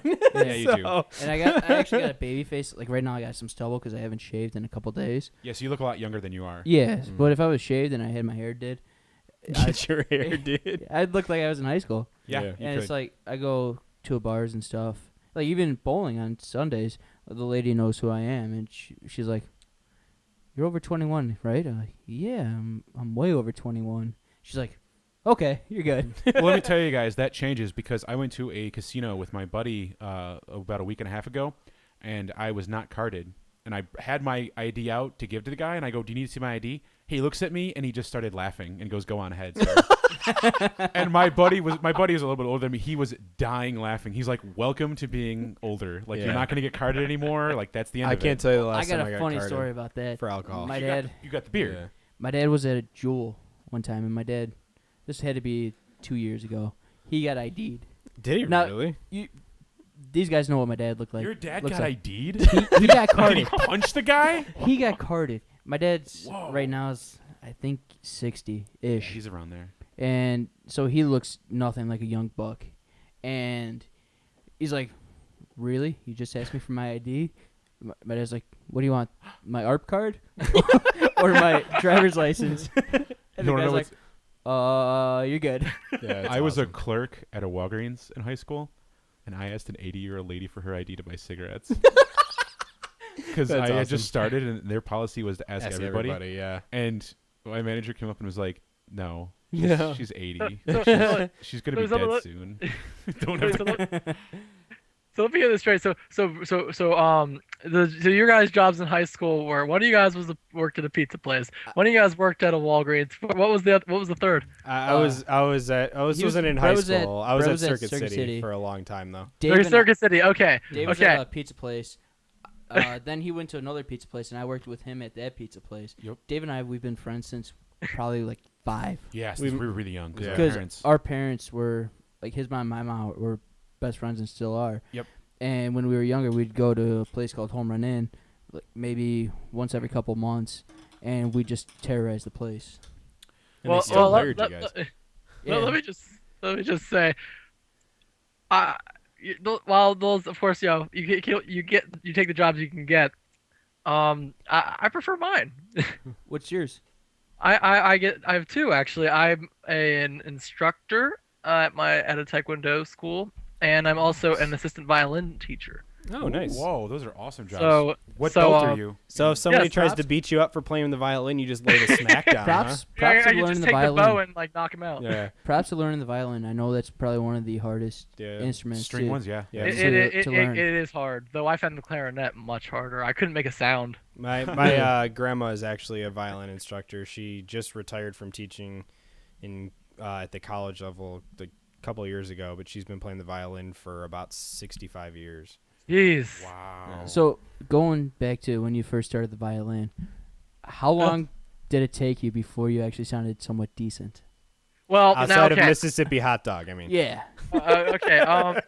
because Alright, I so know I- I know getting started is probably the worst experience for both you learning the instrument and probably your parents and everyone in your house and probably the neighborhood. I think I hear the laughing from downstairs. See, let me tell you, you'll get different opinions from my parents, my siblings, and I. I'm sure my violin teacher at the time as well. Thankfully, none of them are on audio here. So you'll just have to believe me. I wasn't Mozart, but no, no. It took, all right. At first, I don't think I sounded horrible at first, but let me just say, it didn't sound pleasing to the ear either. It was it you just awfully- put on your headphones and just hack away at the violin while listening to like Guns No, N' I Roses listened or to every something? painful second. Guns N' Roses. No, I got it we got it off eBay. Actually, really good deal. It is handcrafted, never been after it had been packaged away, it hadn't been used by anybody ever. It hadn't been touched by anybody except for the person who built it, and it was so it was really good quality. And I got it. Arrived at my house, I believe, a week before violin lessons. So naturally, my mother had heard about, because she had looked into it because she knew I wanted to start. She had heard from various people that what you never want to let happen is that you never want to let a little kid who's brand new to violin, never even gone to a single lesson, play with it before that before that first lesson if you value your hearing. Oops. Yeah. And Cracker Jack box and a ruler. That's how it starts. she didn't get to me in time. It took me a while. It is a hard instrument, and I mean I've been playing for 9 years now, and I still can't do vibrato. It's that Yeah, the Yeah, fingering. that is really it makes hard. it sound. That's really what makes it sound so professional, Mhm. and I still can't do it. And I'm really working hard right now. It takes practice. I've been Oh, yeah. playing guitar for about 17 years now. So, how long have you been alive? So, I started playing when I was really young guitar. And That it makes just- you feel old when you can start saying that to It people, does. doesn't It's it? crazy. It's kind of cool. But Thank you for making me feel young. exactly. You're welcome. It's a two-way street. It takes a long time. Like I can hold my own very, very well with the guitar, and I just do it for fun. But yeah, it's a passion. It's just a hobby. It becomes something that just you really get good at on the side and do it for just a lot of fun. That's what I do for guitar. Yeah, that's So- what I do now with the trumpet. Exactly. I played trumpet since I was in 5th grade, and I did drum and bugle corps after high school and everything for 4 years, which was a great experience. And then after that, community band for DuPage, every once in a while, for a couple years. Now it's just I pick it up when I have time, and I lost some skills, but Yeah, it's just for fun. Yeah. To do. Yeah. What belt are you in Taekwondo? He's an instructor, so I'm assuming he's a black belt. At least, right? I am a first degree black belt, and I've been doing it for somewhere from 7 to 8 years now. And again, thankfully nobody else is on mic at my house. Because if I had tested at every opportunity after getting my first degree, I would be a 3rd degree by now. And the thing about that is that once you get to black belt, you have to wait for after you get first degree black belt, you have to wait for a year to test for your second. Yes. And after you get second, you have to wait for 2 years to test for your third, and so on. Up to I think 10th might be the max. I was thinking 9 or 10.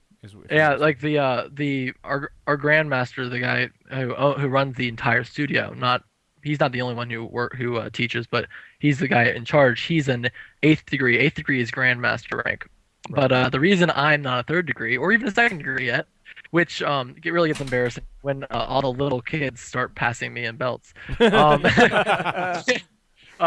is because I don't have the upper body strength to do the 1,500 push-ups that I'm supposed to do to get 2nd degree. Wait, I- how many I and had- how I much had- time? Well, it's apparently Masterly has lessened the he's cut back a lot in the requirements for some reason. I don't know why, but it's a lot easier now to test.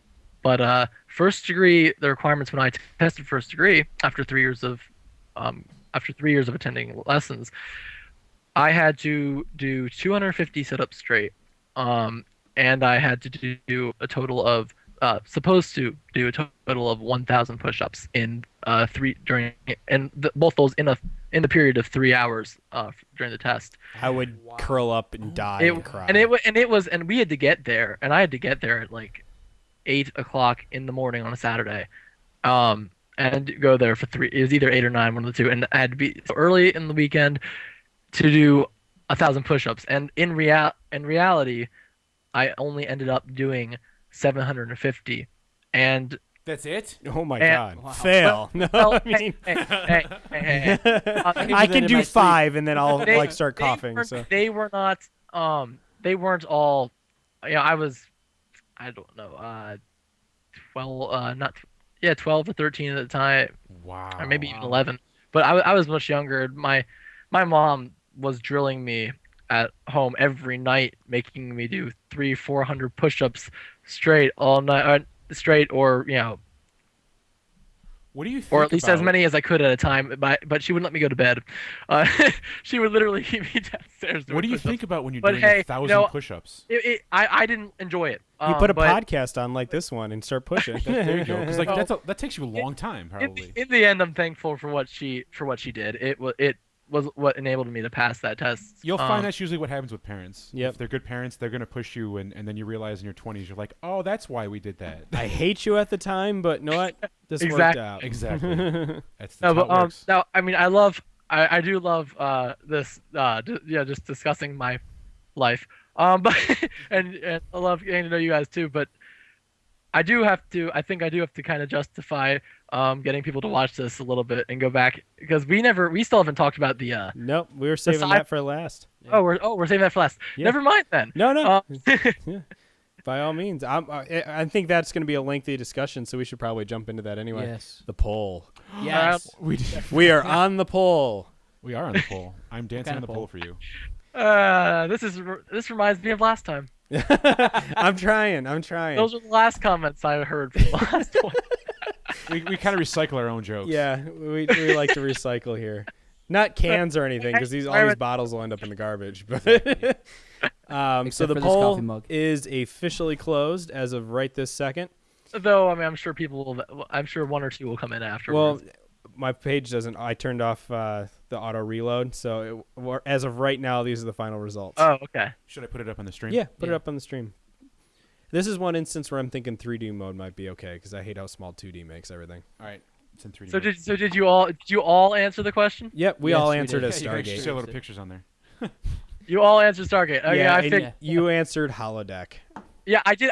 You know, I went for the underdog there. You know, I mean, I've always thought of the holodeck.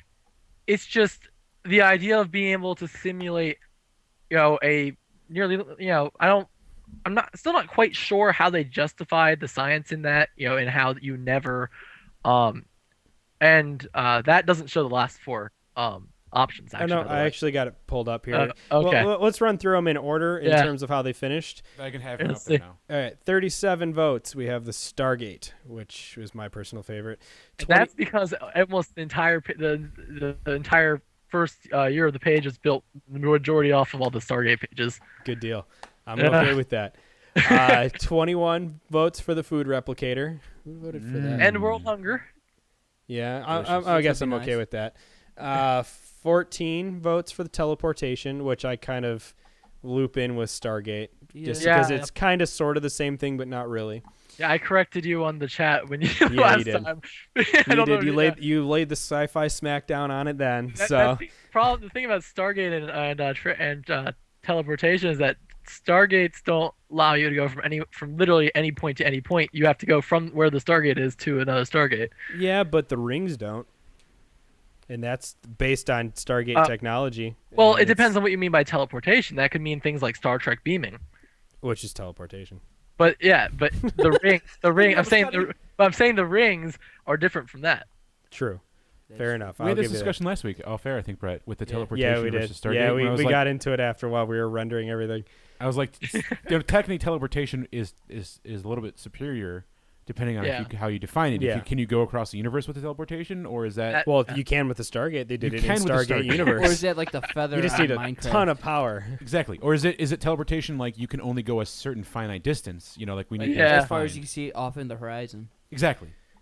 So yeah, if you define them, it depends. But I like a Stargate. Depends on the sci-fi series. Exactly. Depends on your physics, I guess. Right. So 37 votes for the Stargate, 21 for food replicators. You mean 34? No, No, plus 30 plus 3. It's us 3 Minus 4. plus 34. 'Cause- So it's 37 votes for the Stargate, 21 to do it. food replicators, 14 for teleportation, 5 for holodeck, 2 for TARDIS, and then 1 each for warp drive, space elevators, and flying cars. Wait, I love how it's reliable space elevators. Yes. If you're going to be like these rickety space elevators. Yeah. Wait. Do we have any? I was not aware we had any. Yeah. Yeah. Right. That was my first thought. When I saw that option, I was like, I saw the word reliable. I said, wait, we have one at all? Yes. That's the plan, right? I'm waiting did for Jeff why don't I know Bezos about to make this? that. Jeff Bezos will make that. SpaceX will be all over it. Yes, SpaceX is gonna be big, and I have one of my teachers has a friend who works at SpaceX, and he's mentioned that he might be willing, if he can get authorization, to give me a virtual Skype tour around the facility. You know what? If you get that, we should totally have you on for our other podcast. Science! should, definitely. We've only had one episode of that. Wouldn't be surprised how hard it is to get people who are Intellectual. intellectually scientific people that are actually like in their fields to come on and talk about the research. Especially when they listen to this show. Yeah, They're like, then they go, "You guys are a bunch of freaking morons. Yeah, I'm not coming on there." You know, if you guys ever need help finding guests or whatever, I'll post about it. Just let me know and I'll let everybody in the We're always on my looking for page people. know. We want to definitely get that show back up and running because that's definitely a fun one. Our first one was called Bacon the Genome. I know you told me. Yeah, it was awesome. It was very fun. Now, a question back to this poll: why do you think Food Replicators was second? I Like, think. people Wait, are you gotta asking eat. me or just in general? Was it like a bunch of fat people that just were Hey, like, "Ooh, I resemble that. hey, we both do." Like what? I don't get why Food Replicators was second. I thought like teleportation would be second. I was just very surprised. Yeah. And I was surprised to see the TARDIS pop up on there, to be completely honest. Really? I would love Yeah. to have a TARDIS, dude. TARDIS Hey, would be yeah, pretty see, cool. that's the thing. The TARDIS was grown, so whoever put that option there, I asked which invented. So the TARDIS wasn't quite invented; it was more grown. Right, I like that. But So someone you had to guys- invent the seed that whoever it grew put from. those, chose that option needs to rewatch Doctor Who. definitely. Yeah, but someone had to invent the thing that it grew from. maybe. Well, they never actually tell. Well, that's true. It could be. They never explain just- where how it was It's not. grown. It's not like a quantum. Like suddenly Doctor it's Who. here. Doctor Who never explains anything. They really don't. Great show though. I freaking love It it. is a fantastic show. It's a very good show. Yeah, and I'm just surprised that teleportation was third with that. Yeah.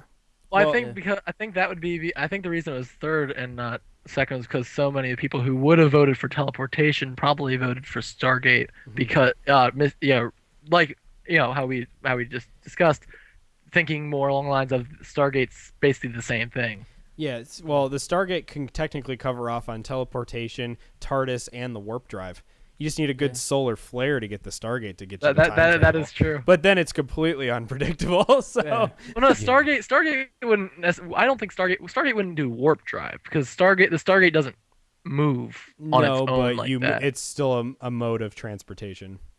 Yeah. Yeah, different than- I'm reaching on that one, but you got. different than I'm the taking TARDIS, the though. point. I'm taking Yeah. the point. Yeah. Okay. Go ahead. You can have that point. Okay. You'll I- need it. that's the first one I'm gonna get today, so Yeah, I need exactly. it. That's the only one you're getting today. Yeah. So yeah, and Everybody gets one. tell him, Peter. I like how the I Stargate. counted 10 for me. Exactly. I like how the Stargate won. I think that a big pull is because of the show, and Yeah. I think the TARDIS would have had more votes if it was on there a little earlier, but because I didn't even see that one before. I was like, ooh, Stargate. I actually didn't even see Food Replicators, and when that one was I second. think those I'm still came a lot flabbergasted later by that. on after we voted. I'm actually not surprised at all that the TARDIS. I'm actually surprised that it appeared at all. I'm not surprised that it didn't get anywhere near as many votes.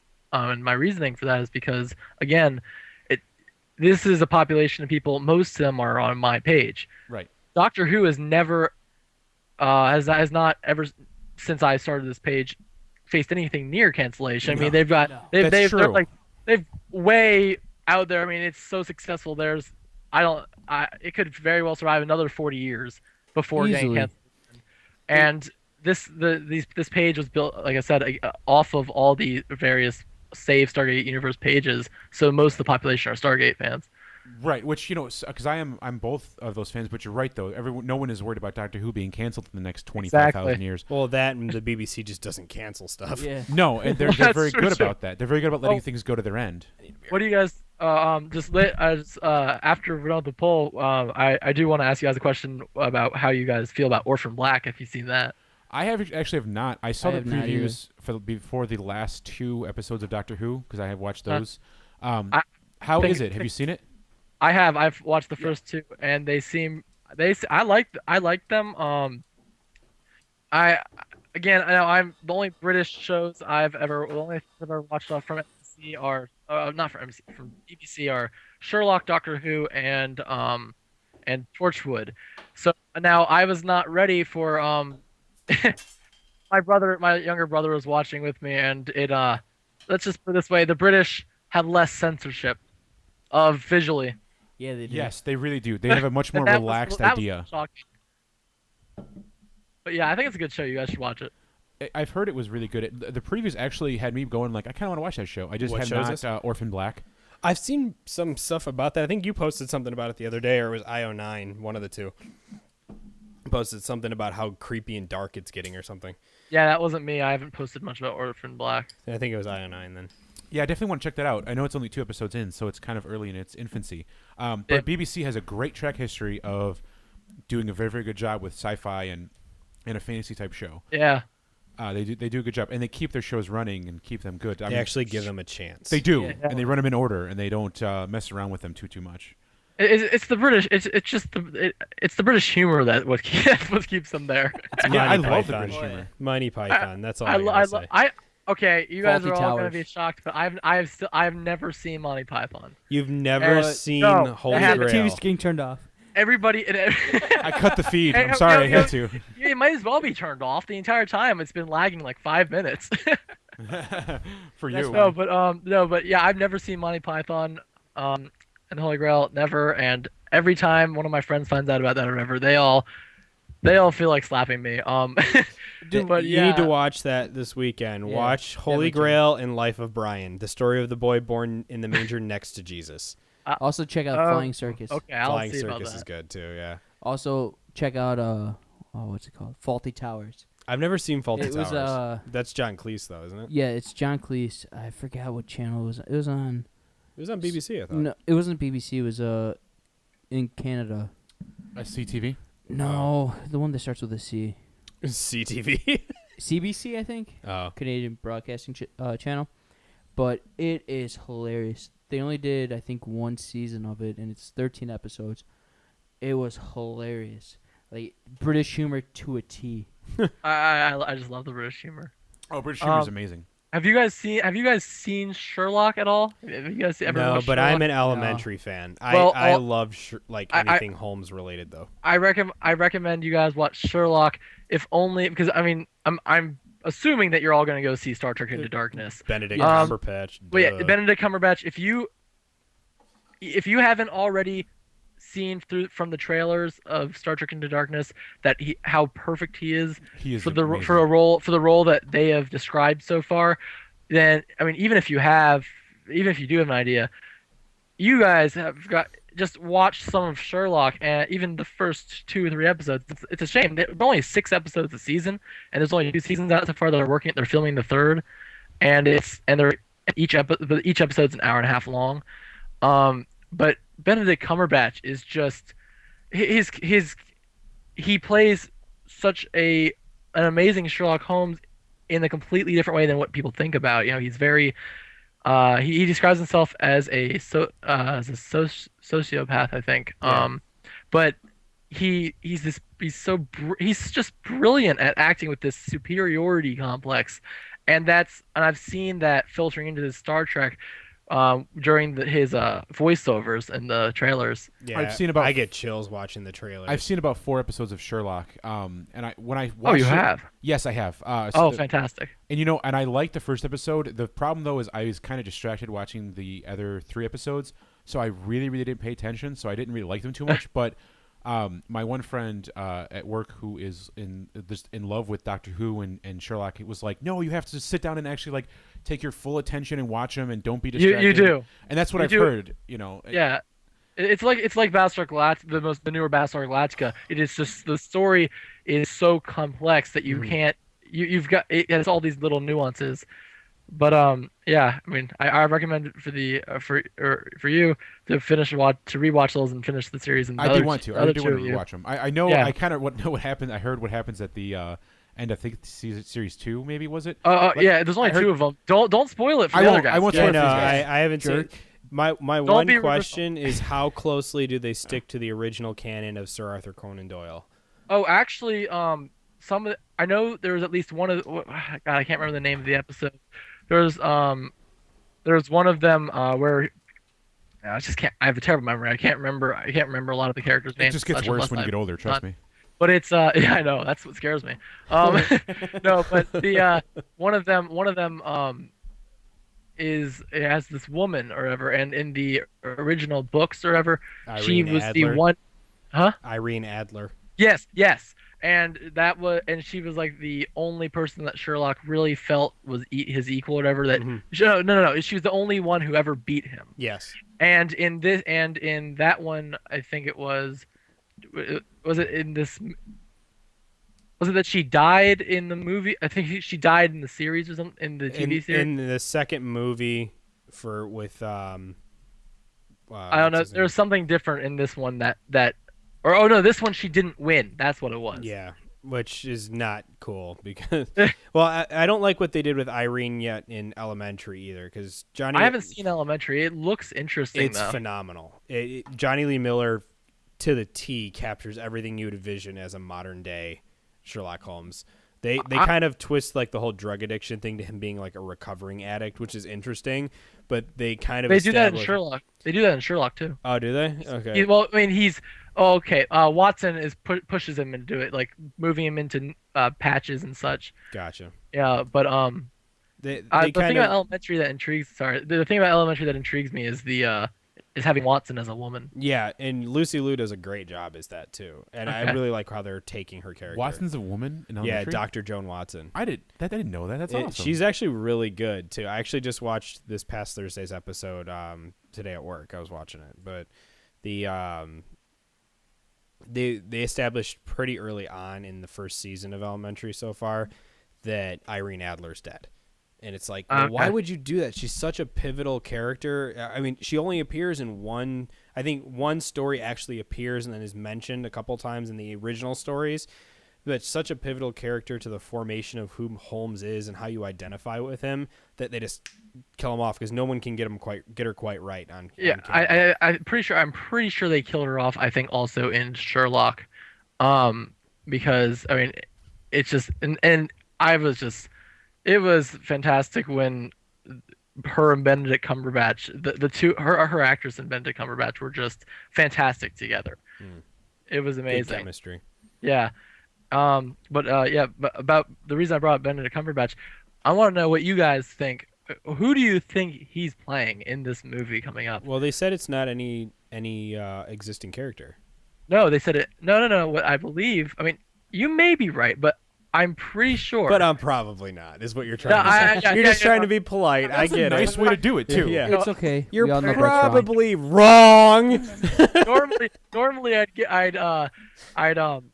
I wouldn't necessarily act so sure, but I want me to reach across the table and slap him? Because I've had so many discussions, so many people that I've talked to, through via Save Sci Fi about this movie, and that they actually stated, as a matter of fact, that the character was canon, and at least that was the statement they put out originally, that he was in fact canon, and that's why everybody's so incredibly confused, because at first the theories were originally Gary Mitchell, Khan.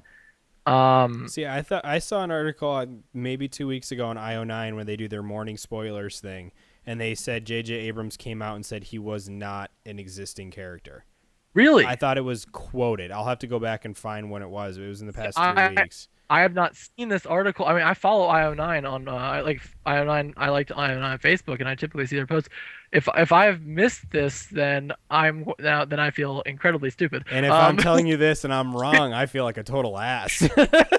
But I'm pretty sure they said that he was not an existing character. I'm going to hold off posting anything on Save Sci Fi until you send me that article, because I have nothing to do at work tomorrow, so I will look for it and send it to you. Yeah, because I remember various articles so far about the saying that he had denied it. I remember this was earlier on, where he had not denied it, I'm sorry, where he had said that this was in fact a canon character, and that's caused so much of a stir. Because nobody, the three main choices for a while were Garth of Izar, Khan, and Gary Mitchell. Gary Mitchell basically was ruled out due to the fact that there's no sign of, there's absolutely no indication that they go to the galactic barrier or that his eyes glow. That was the key thing for Gary Mitchell. Khan is the most likely of the three right now. But I don't think it's Khan. I really don't think they would try to redo Khan. Well, that was actually, that's the thing. I would agree with you, but there's as far as I've seen, I've gone a lot on the internet, not just Facebook. There's a You've checked the entire internet? no, yes, no, He broke the internet. no. I did the one of the second the first one, I think it was of the second half of part 2 of Doctor Who. I went into the internet, yeah. No, but the no, but the no, but tons of forums and everything. There has been an surprising, at least to me, surprising amount of people saying they would love a remake of Khan, The Wrath of Khan, That which surprises me. typically you don't see. They don't want a chance of it getting screwed up. Yeah, when something is that well established, you just kind of don't want to do it. You guys read the comics leading up the Countdown into Darkness comics by any chance? No, I have not been to my comic book store in 3 months, and they call me like once a week. They- I really need to go back there. They have them on, they have them through online sources too. You can get them like I don't I like digital comics. I am totally opposed to them. Listen to the kid. He's well, he's well, like, they have this internet out yeah. there, Yeah, Brett. they have this thing. It's called the internet. Yeah, you can go on there. You can actually read stuff online now. they've got these things called What is tablets. that? Weird. Yeah, But, I've got a Galaxy tab, but I just don't. I like the smell of the ink and the pages and stuff. I like that too, and that's why I don't read books really on my tablet. I have a few on my tablet, but that's the reason I like to read books in paper. But comics, I prefer the tablet. Do you guys want me to quickly summarize what's happened in the comic? Yes, definitely. So it's a 4-part comic series, and I don't know. Did you guys read the Countdown for the original one, for the 2009 movie? I actually have those. Yes. Yeah. Okay. So you guys did. Okay. So you know kind of the way it works. The thing about this one is, whereas the 2009 one seemed to, it was very clear from the very beginning who the villain was, and everything. Had Nero was introduced at the very beginning of the comics and everything. This one, J.J. Abrams is doing an amazing job at keeping us in the dark still. He has Pun. the first comic is basically them ending up discovering a Starfleet distress signal or whatever that's like 30, 40 years old or something like that. I don't remember exactly how long, but so Kirk takes Kirk orders them to go to the distress call, and they are taking a shuttle down to the surface, and they get shot down by a Starfleet weapon. I did read that. Oh my Well- god, I do have that. Okay, I have read that comic. I didn't realize it was a prequel into the Darkness. Well, do you remember the last panel of the first comic? I believe so. What do you remember? It's honestly been a long time since I read it. I can't tell you right offhand. Okay, well, I remember that though. Now that you're explaining it, I remember the panels start popping into my head now. yes, like the end of the first one introduces, and for a while ever since that one, I've been thinking more and more likely that possibly this guy could be the villain. The only problem is that all the comic characters typically look like the actors. In this case,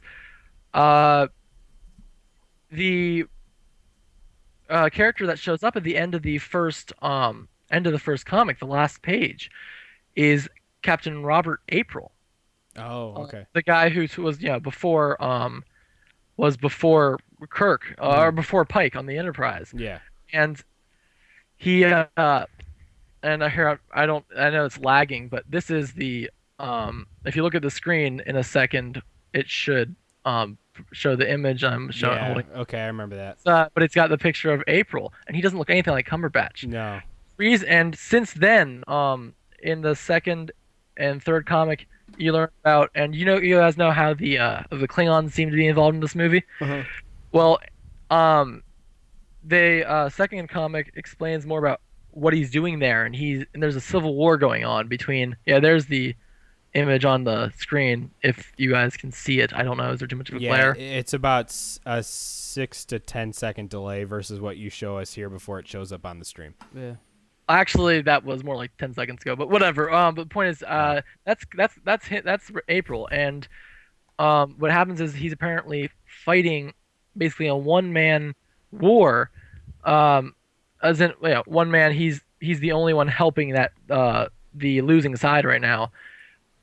He's supplying them with Starfleet weaponry and such. Gotcha. While the Klingons he's fighting a proxy war against the Klingons. The Klingons are supplying the other side, and they're like two subspecies on the same world, and Robert April's side is losing.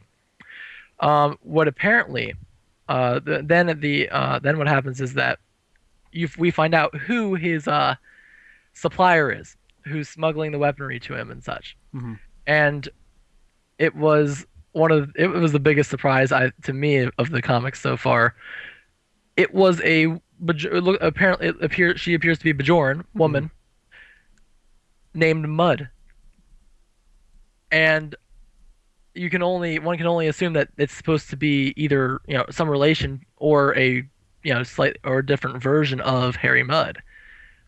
She has that kind of attitude that he has. You guys know Harry Mudd, right? Nope. Do you guys not see the original series? No, that's actually the one Star Trek series I've never watched. Trouble with Tribbles? Trouble with Tribbles. Did you see that one? Nope. I've seen I've seen the Deep Space Nine crossover episode, but I've never Okay. actually seen the original Alright. Trouble with Tribbles episode. All right. You I might guys have seen it. have lost the authority to talk about sci-fi. Oh, Ouch! Okay, come on. If of any End. That's our show. you should have seen. You should at least know about Trouble with Tribbles. Okay, Harry Mudd is basically a con man. He plays off people that he's selling the stuff to, and he appears twice in the original series, and he's kind of like a ridiculous character, almost like the Ferengi. Okay. So never mind. That has no significance, you guys. Okay. Basically, at the end of the third comic,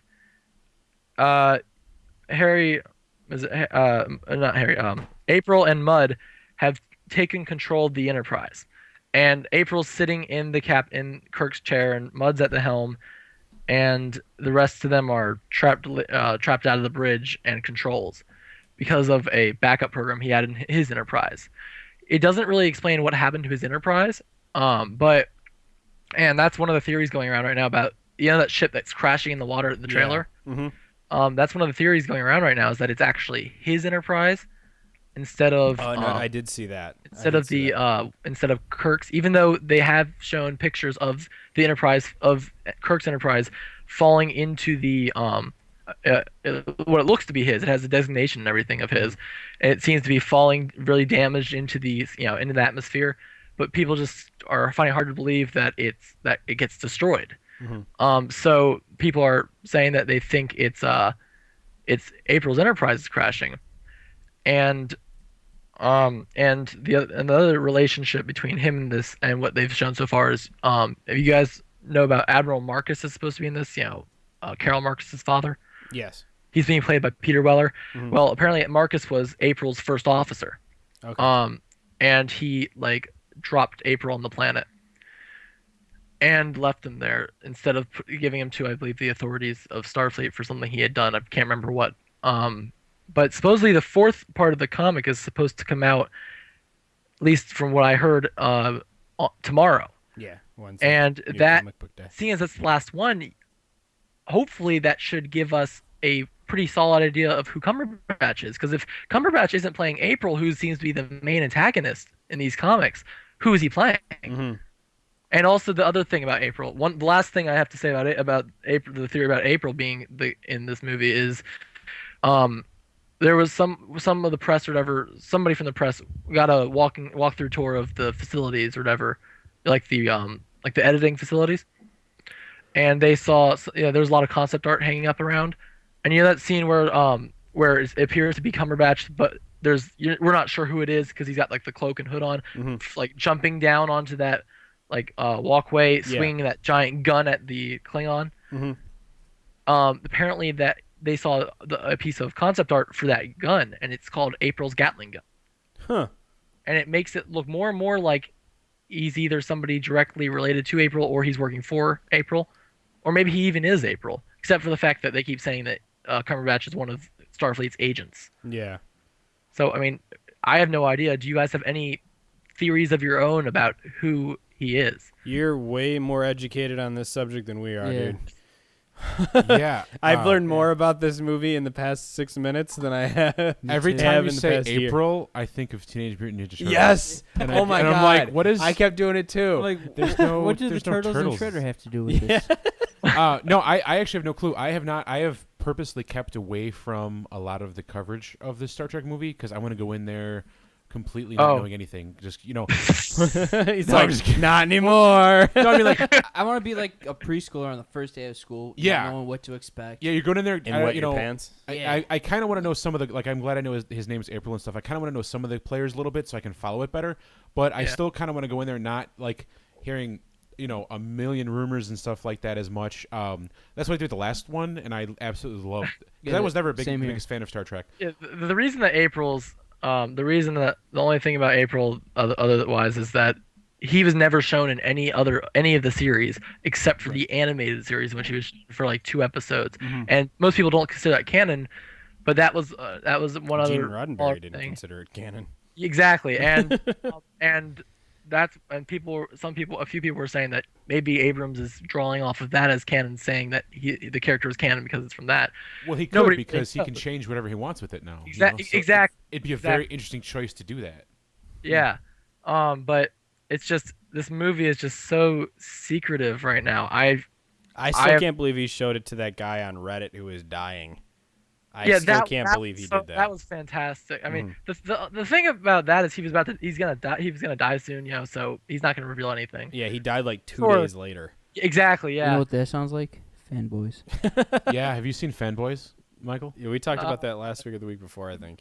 Yeah, Fanboys is a really, really good movie, all in the Star Wars universe, kind of like about this kid who is dying, who wants to see the Star Wars Episode 1.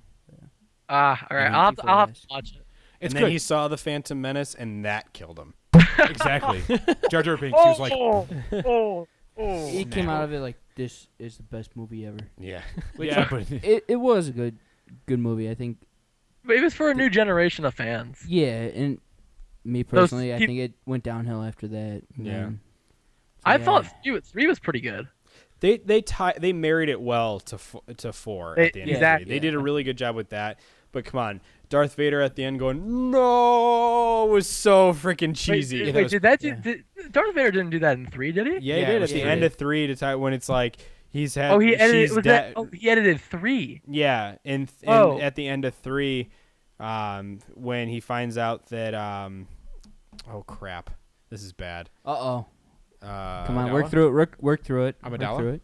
Yeah, When he Amidala. Yeah, when he finds out that she's dead at the end of it after giving birth to the Spoilers. kids, she goes. All you see is him, and it's just like him, like still restraining the stuff, going no. Well, It sounds thing so is- cheesy. All right, so I've been under the wrong impression for a long time. Then I had thought that because I haven't gone back and I mean we own the first the first 3 in tape and cassette or whatever, and and then episodes 1 through 3 on tape as well, on DVD as well. But we got those before he went back and edited that, and I was under the impression that he had edited the part where oh god, The Empire Strikes Back, that part where after he gets Luke's hand gets cut off, he says, "I am your father ever," and then when I had been told by multiple people that it was when Luke like let go and fell. Mm-hmm. That's what I had thought that was where Vader said no, but No, it was in the end of Rise of the whatever the third one was called. Yeah, Attack of the Clones. Revenge of the Sith. No. Revenge of the Sith, yeah. At the very end of that one, when the Emperor tells him that Padme is dead, he's like, no, and everything's it's so cheesy. But The first time I saw that movie, I was in drum corps and we had like a semi-free day, and because we had a parade up in Wakanda, and then afterwards it was like, hey, we're going to the movies, go see what. It was all paid for through the drum corps, and I saw Star Wars. I could not stay awake through it. I fell asleep maybe like 5 minutes in, and woke up to no. Wait, you woke up to this? Huh? We're playing the audio. Yeah, I woke up to that. I'm like, Oh, the Star Wars no button is that Star Wars instant no button on the internet. I'm like, That you can get. Yeah. what just happened? Yeah. I'm like, I fell asleep and everyone was alive, and now there's Darth Vader just Yeah. screaming no. I'm like, It's so crazy. well, I'll just have to wait for it to come out, and then I saw everything. it was a bad moment, but that's why I'm glad that everything was sold to Disney, because I don't think they would do moments like that. Yeah. This is Yeah. No! I mean, it's interesting because it's actually he should have done. I don't think he should have done it, but it's interesting because that's actually the one thing that you can do. That's like the only case I've ever seen where you could actually go back really and edit something like that because Vader's got the mask. Yeah. Yes. Because of that mask, you can add in any line of audio you want for And the Vader. internet has done that. Well, yes, the internet's done that. Yes, but I don't think I've ever seen any. I don't. As far as I remember, I think I read somewhere that nobody has ever done that before, like gone and edited it like years after the fact. Well, it was like at the end of episode 6 where they actually put oh crap, what's the actor's name who played Anakin? Yes, they put him in there. Yeah, instead of the random guy who's floating there as like the Force spirit or whatever, they actually put crap, what is his name? Yeah, his name is. Wait, what do you mean? What do you mean they did? What do they do? And at the end of Return of the Jedi, Where they have the 3 spirits. Remember? yeah, 3 spirits there. Before it was some just random dude, and everyone's like, "Who the hell is that?" And then when they go back, well, that was for Qui-Gon Jinn originally, and then once they finished the 3rd episode, they also change it so the guy who plays Anakin is floating at the end instead of the guy who they show at the end of Return of the Jedi dying as Darth Vader. I cannot remember his name. Oh, you're saying that they went back and put the younger Anakin's actor? Yeah, they fixed it in post. Oh. They did. I fix see. it in post. Was it Hayden No, it's just- Christensen? Yeah, Hayden Christensen. Thank you. That was going to drive me nuts. Yeah, they put Hayden Christensen in the end of Return of the Jedi with the spirits see. floating, and they changed the random guy that they had as Qui-Gon Jinn in there to actually be Liam Neeson. I see. Yeah. Yeah, it's Wow. wonderful what you can do with computers, Fix it in post. That's what we do. Yeah. That is what we do. which I don't like, because then they went back with ET and they removed the guns to make it more kid friendly and stuff like They that. removed guns Wait, from what? ET? Yeah, you guys didn't hear about that? No. In the I didn't hear about that. Oh, here's our gun talk for the day. Yeah, right. In the Don't get me started. re-released version of ET, there was a couple of police officers that had weapons in a scene, and they replaced them with. Oh, is this the part where flashlights? he's going with the bike? Are you Microphones? serious? Not Riding the bikes? I think it Yeah. was around there. Yeah, Yeah. not microphones. Walkie-talkies. So Wow, they're holding they actually walkie-talkies instead of guns. And pointing them at ET? Yes. These Wait, radio how waves did will kill they- you. How did they do that? How did they replace the walkie-talkie? How did they replace the guns with walkie-talkies? How did they Photoshop. actually do that? They digitally went in there and removed the guns and went like scene by scene to. Are you sure they didn't go with like bullhorns or something? It's like Thank You for Smoking, where they go back and edit out all the classic films so people aren't smoking in them. Wow. Is it kind of like Blazing Saddles with the campfire scene? I've never with the- seen with Blazing the Saddles. Farting. I know. Ow. You guys tell me Ow. that every time I tell you guys I haven't seen Blazing Saddles. So Michael, I have don't you seen know. Blazing I don't know what Saddles? that is either. I know. well, I he's- at least know what it is. He has to get the fuck out. It's a Mel Brooks movie, which Mel Brooks Oh. hilarious. Yeah, Blazing Yeah, I Saddles know. is up there. I would. It's- One of those Blazing Saddles is one of those that you should definitely check out. Blazing It's- Saddles, okay. check out, and definitely check out Spaceballs. History of the World Part Oh, 1. I watched Spaceballs. I watched Yeah. Spaceballs. That was hilarious. Yeah. Blazing Definitely. Saddles is Only one person hilarious. would dare use raspberry jam.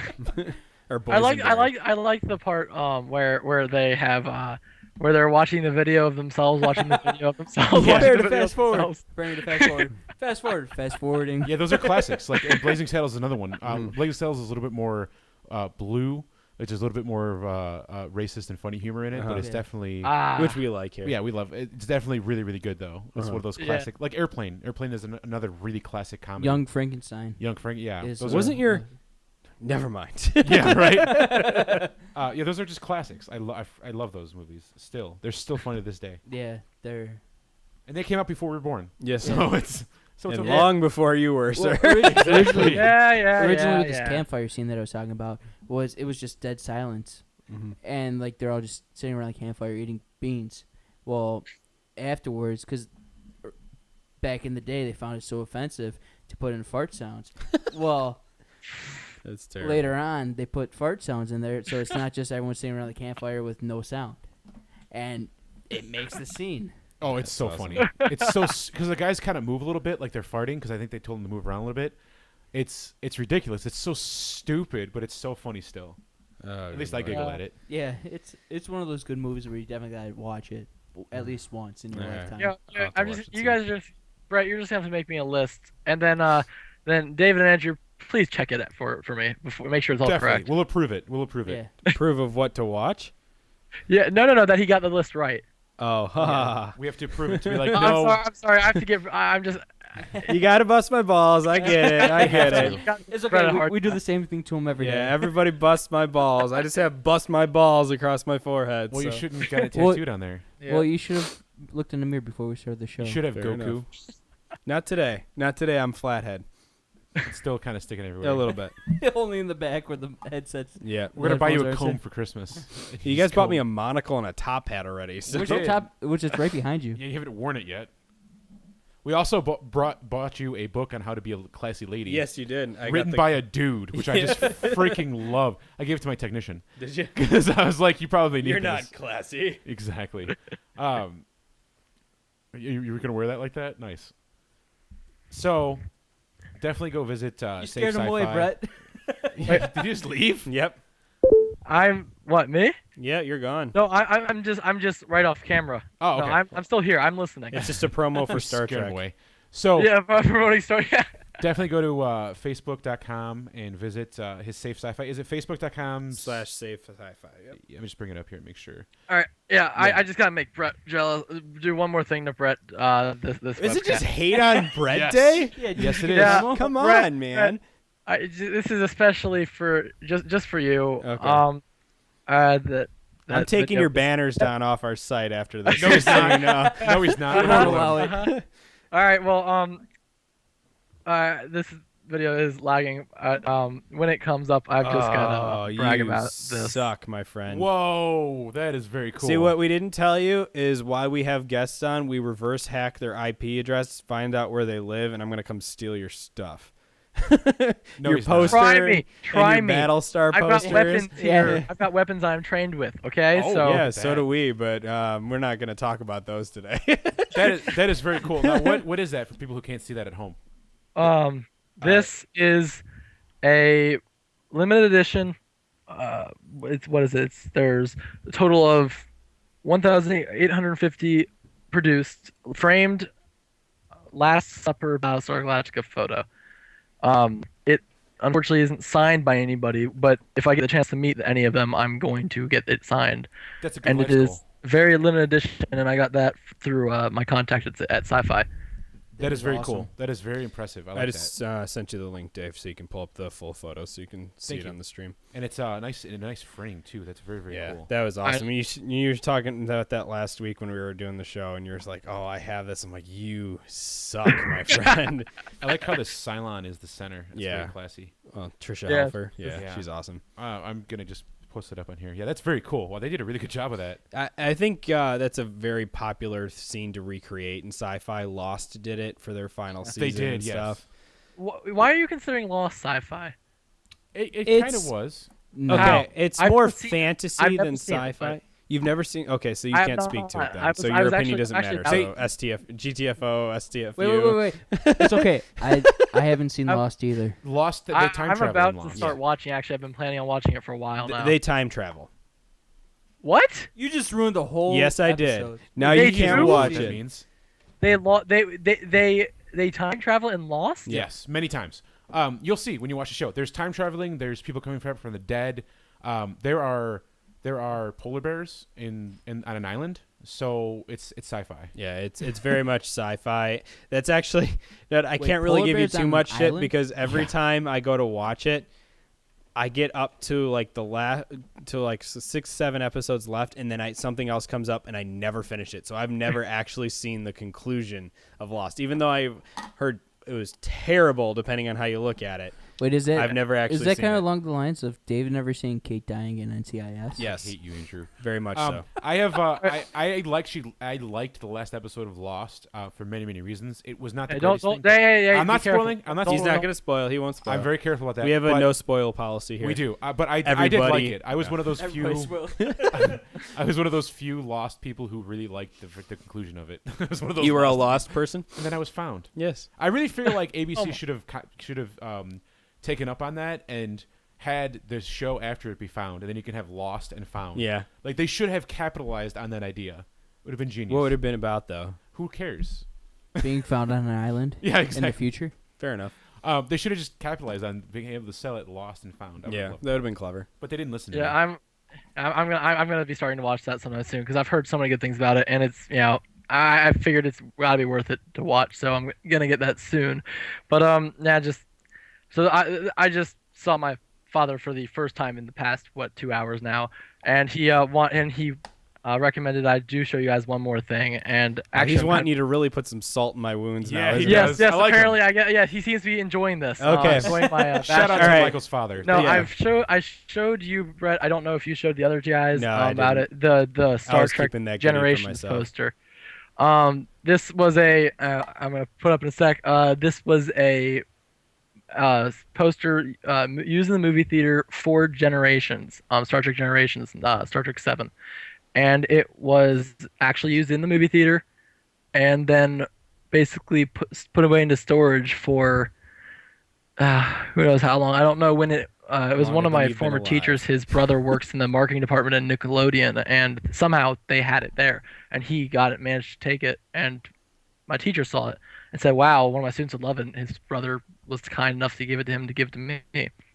As far as I know, and I'd love it if anybody who's watched, if anybody, this is talking to you guys and to the audience, whoever ends up watching this, if anybody has ever seen this same poster ever for this one, please please contact me, send me a message through Save Sci Fi, because I've been trying to find out if this is a unique one or not. I find it so hard to believe that it would be, but I have spent hours going through pictures of Star Trek Generations posters. Have you tried using And- Google's image search where you can take a picture and it'll look for it? I've not. I did just not. made I your was not search aware that much easier. I was not aware that existed. You have an Android phone, yes? I have a Android tablet, Asus tablet with Yeah. Android. Put Google goggles on there and scan it with that, and it'll Okay, so search. it's an through- app. So it's an Yeah. app. That makes more sense. All right. Well, anyway, here it is. This is Can you guys? awesome. Whoa, Whoa, that is awesome. that is Can you really cool. Yeah, can you see it all? It goes from Data to Worf and everything, and that's the poster, and it's actually pretty big.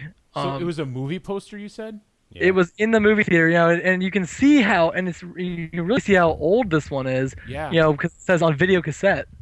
Yeah, when Whoa. I posted that, or when you tagged me in that picture so I can find it, I was like, video cassette, what's that? That Yeah, is but Hey, no, hey, Brett, I really want to know if anybody else has ever seen that. And I will be using, as soon as we're done with this, I'm going to, well, of course, I'm going to be doing my practicing for my AP stuff, of course. You Of should course. never But, do But that. after of all the course, work is done. Of course, but I'll be looking for the app too. Yeah, when you have your free Thank time. you for telling me about that. Yeah, that it's is awesome. I use it all the time. That is very cool. That's a very cool poster. is- I've never seen yeah. that before. It's a very large poster too. I like it. Mm-hmm. I'm just curious. How much longer do you guys intend on staying on? We usually got about 3 more hours to go. All right, sounds good to me. No, I'm just curious because it's midnight there, so yeah, we'll start wrapping up. midnight Yeah, here, we, but, we usually go until we're done. So Yeah. like okay, shows are. I'm just wondering because there's one. I do want to say one more thing about this. One more thing near the end, just in general. Okay, well, we got one thing that we always do in every episode is the WTF moment. All right. We're shortening it. This one is, I don't know if you've heard it in the news or anything, but a 5-year-old boy was banned from an Ohio school because he had a mohawk haircut. What? Oh my god. Yeah. I mean, I have not heard this. growing up, we saw it all the time. Parents think it's I awesome. prefer Put a the mohawk- reverse mohawk. They always put like the mohawk on like a kid, just whatever. It's a kid. The hair grows, no Mhm. big deal. WTF? But What the frack? it was in Ohio. He was banned from his kindergarten class last week because of his mohawk. And that's all it really was. I mean, it's nowhere. It's not. It's gang signs. That's what that is. No, not even that. He's It's- flashing his piece and stuff with his mohawk. It's not like the kid did anything wrong. It's not like the kid brought a knife, like a butter knife, to school or anything along those lines. Or a It was piece of paper looked like a gun. Well, Yeah. yeah. That reminds me. Did you guys remember the or did you hear about the one, a similar one where the don't think it was a kindergarten. I think elementary school or this little girl in elementary school got either I think it was suspended for talking about. She didn't even have it with her. She was saying that she was going to like shoot her friend with a bubble gun.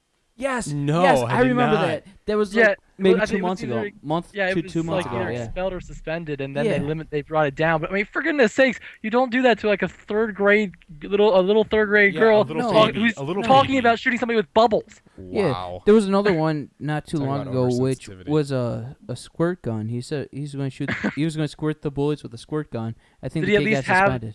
Did you at least have the gun with him? No. Oh, okay. No, I mean, Well, this is ridiculous too. That like just I know, for it's a ridiculous. mohawk. Yeah, like a mohawk. What is I, it? This I is- know. I know. I have friends, and they were my instructors in drum corps that have kids now, and he's big into like the music scene and everything. He does sound and everything. You guys don't know him, but he has a kid who's probably right around kindergarten age, and he tells his kid, get whatever haircut you want. And the kid gets mohawks and all this other stuff because that's what he's used to seeing with his dad. And the dad's like, do whatever you want. And the dad knows when it's too far. And a hair's always going to grow, unless if you're going bald like Brett. Zing. It will always grow. Seriously, we're calling this hate on Brett. That's what this episode's called. Hey, And, I'm Brett. Save Sci-Fi. I mean, okay, the school doesn't Bust find it Brett acceptable. sci-fi balls. That's The school doesn't find the haircut acceptable, but at the same time, where does the school administration get off saying, "Oh, your kid can have a haircut like this"? Well, that's the thing in this story is it says that the school deemed it too distracting. And I think that's a great time to teach the kids in the classroom on how to act around something that's shocking like that because they apparently haven't seen that. I mean, they're 5 years old; they're very young. Let them kind of see it and then be like, okay, now we need to go back to school. Now we need to go back. Like that's a great opportunity. what to happened to teach them. tolerance? Yeah, exactly. What happened? I mean, it's weird to even say you have to tolerate that because it's like you should be able to spin that into a teaching moment for the kids to be like, okay, yes, this is cool, this is distracting, but let's go back to our studies and try If you to want to look like an idiot, look like this kid. And that's how you do. And You just what does that humiliate the kid. say It never happens again. about the school. Like, what does that say to the kids when he has his haircut and then they essentially kick him out of school for 2 days? That's kind of scary. That's kind of a little overreactive because the kid's gonna be like, well, I want a couple days off. What can I shave my head? And everyone's gonna Yeah. talk about it, and then they're Yeah. gonna like, what am I gonna do now to get out of school? I mean, how many kids do you see like in the grocery store that have like a buzz cut and stuff like Right. that? It's like, If I was okay, 5 and I knew that that's I'd get out of accept- school, That's acceptable, but you can't leave a little patch down the middle. Come on. right? And if I was that 5-year-old, I'd be like, man, I don't want to go to school today. Hey, let's get this crazy haircut, parents. You know, and if the parents are gonna do it, then it's just a weird move to I mean, send the kid home for 2 days. Even in this picture, I mean, it's not like a big crazy mohawk where it's sticking like 2 feet off his It's head. almost a faux hawk. Like it's one of Yeah. those. It's like a. It's what like, I do when my hair is What- short enough to do. exactly. Yeah, what it kind of looks like is the kid got a bowl cut that's cut a little higher than normal, and he just spiked it up straight up the middle. Wow. That's kind of what it looks like. So it's overreaction, which we talk yeah. about a lot on the show of overreactions in the country. But you know, it happens sometimes. Real life hyperbole. Yeah, exactly. Literally. So that's a WTF moment for this week. yes, It's a good one this week. That was a very good one. It was. Thank you, Andrew. no problem. So definitely go to facebook.com and see Save Sci Fi. It's a great cause. We definitely want to have you on again and talk more about sci-fi and Definitely. maybe actually when is Star Trek coming out? May What? 26th. Okay, so not too far. Boom, So beat you. wow. Are you sure about you know, it's like coming out a month earlier in Australia. Is it really? So you mean I'll be able to get the Yes. screener off of Usenet in like a couple weeks? I don't know. It's somewhere. It's either maybe it's a little bit less than a month, but it's coming out weeks before. You know, I don't understand it. Why would an American movie come out in Australia first? They must That have early. Because J.J. money. Abrams hates America. That's I right. just- I said it. He's I un-American. mean, this point, the everybody's going to know the entire plot of the story by the time it gets to America. Not me. I'm going to shut off the internet for Yep. those weeks. I'm not. Well, I gonna pay can't. You see, I attention to can't it. do that. I know I can't either. I've I'm got to do addicted. my page.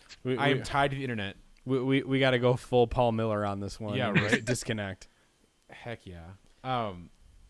So go to. I mean, I like when I first heard about what you're doing. I thought it was very, very cool. It's a very good idea to kind of unite sci-fi fans that, like you say, are spread around on Facebook and stuff like that, and kind of unite them and say, guys, we can get together and go. Okay, people making sci-fi shows stop being stupid. You know, like Yeah. especially the Sci-Fi Network with the two Ys being extremely just ignorant of fans and just kind of just screwing up having shows that are good.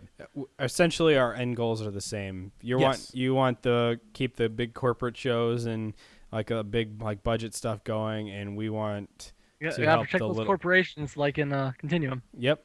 Yeah, the corporation is everything.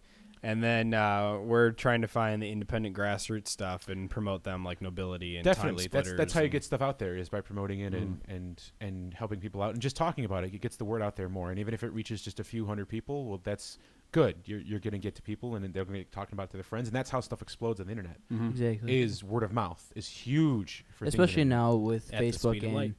and MySpace and Twitter. internet. MySpace. That's right. I said MySpace. MySpace. Is it 1990? No, dude. No, it's You gotta check 2001. no. MySpace is dead. Thank you. Actually, I actually no. I'm so it's dead. It is No. dead. I made an account on it 5 years ago to even just see what it was ever about, and Okay. it's dead. It was a do me relic a back favor. then. Do me a favor right now. Go to new.myspace.com. Don't do There's it. a new one. Yes, I worked there. It's freaking awesome. Justin Timberlake owns it. Well, I'm sorry. I for some reason I really doubt that it's going to ever listen to come music? back to the. You listen to music? Yeah, I like. I Okay. love. I use That's Pandora all the time. MySpace's catalog of music rivals iTunes, Spotify, Pandora, iHeartRadio, and what's the other one that's floating around there barely? I don't know of any other one. Slacker. Slacker, yeah. All of their song catalogs combined do not equal MySpace. This does look interesting, but maybe people will go on it for music. But I don't think it's gonna. That's get all it's ever- for. Yeah, That's that's for what music now, that's yeah. what that's all it's MySpace for. was originally for. The was- guys was that music. the guys that bought it, the Vanderhook brothers, who used to be my Oh, bosses so they're and stuff. so they're new owners. They bought it from Ah. Rupert Murdoch for $35 million. Murdoch bought it for $535 million. So these guys are batshit crazy and will do whatever it takes to get that thing working again. It is But it's- back in the top 50 sites on the web as Really? of But it's only for last music though, as opposed to the original MySpace, which was Original MySpace blog. was music. Oh, I'm sorry, not the original, but what it ended up becoming. Yeah, that's not what they want it to be. So this is not. So this isn't going to go up against Facebook anymore. No, I was gonna say because it's not even not gonna have a chance. Google Plus was trying to take over Yeah. beat Facebook. It never got even No. close. I challenge you to find a song on look for a song on new MySpace, and if you can't find it, I will be impressed. They have the Beatles catalog, so if you can't find something Wow. on there, I will be very surprised. Do they have Tool? Yes, Give me some This- time. I can find something. They have Simon and Garfunkel. Do you know? more than likely. Yeah, you guys like them? Oh yeah, yeah, I oh, yeah, I they're respect good, Simon. they're good. My one of my great uncles was their manager. Oh, that's all Wow, That is look awesome. at you. That's Getting all impressive. up and connected up in there. Oh yeah, Look at you, a 17-year-old knowing who Simon and Garfunkel is. That's very that's impressive. impressive as well. in its own right. that is thanks to my mom. Right. It's a good My parent. mom's family is my mom's family actually. I like to brag about that. One of my mom's other uncles was the guy who did the original. Who he and his company, he owned the company. He and his company did the original light cycles in Tron. Whoa. That's very cool. So you have a, So you have a yes. long history with sci-fi. Exactly, and music exactly, in your, yes. in your blood there. Damn. Well, no wonder you want to save it. Yep. That makes sense. That makes a lot of sense. That's very That cool, is- man. That is really awesome. Well, thank you, Michael, for coming on. Yes. We appreciate it. Thanks for having me. And the last thing I was gonna say, like I mentioned earlier, these shirts, when I am because I am planning on getting them going, really starting to produce them and everything. However I do it, you guys will. I promise you guys at least a half price, if not better. Okay, that works for me. We'll hold you up on that deal. Brett has to pay twice the price. I so have that's to pay good. twice his price so you guys can get them half. We're actually Brett's gonna pay that's for not- both of us. Yeah. How So- about you just charge Brett triple and Yeah. we call and it's free for David. and Here's myself. even better for you. Once you get those up and running, send me the link for where they're going to be, and I'll start putting the link out on our pages every day. Yeah, you guys saw the front, right? You guys saw the front. Just Save Sci Fi. Yeah. Here, look there. The back is also great. Full It's moon. also different. It's Can you see it? What is that? Nope. It's a black blob, and that's Ah, your okay. butt. Well, the picture. There are pictures of it on my page. It's a blue. It's basically a blue space background. Where it says Save Sci Fi across the middle, and it also has the 3 words. It has basically the we have 2 slogans. One is Save Sci Fi, Save the Future, and the other one is Going full on heroes science, on that, huh? what it's science, imagination, and innovation, or as the 3 main aspects of the 3 big important aspects of sci-fi, and it has that all over it. And there is a picture of the shirt, both front and back, on Save Sci-Fi, the Facebook page. Before or after And- the girls in the bikini? That it's funny that it's Dave, not- what? wait, no, this is not the picture. It's actually not the picture. It's a blue picture. It's a blue background. It was a profile picture. Go to the profile pictures, you'll find the picture. It's just that's the one in the profile pictures is the design, but then later on, then in another one of the I have it somewhere up else here on on the the page screen. is a picture of the shirt.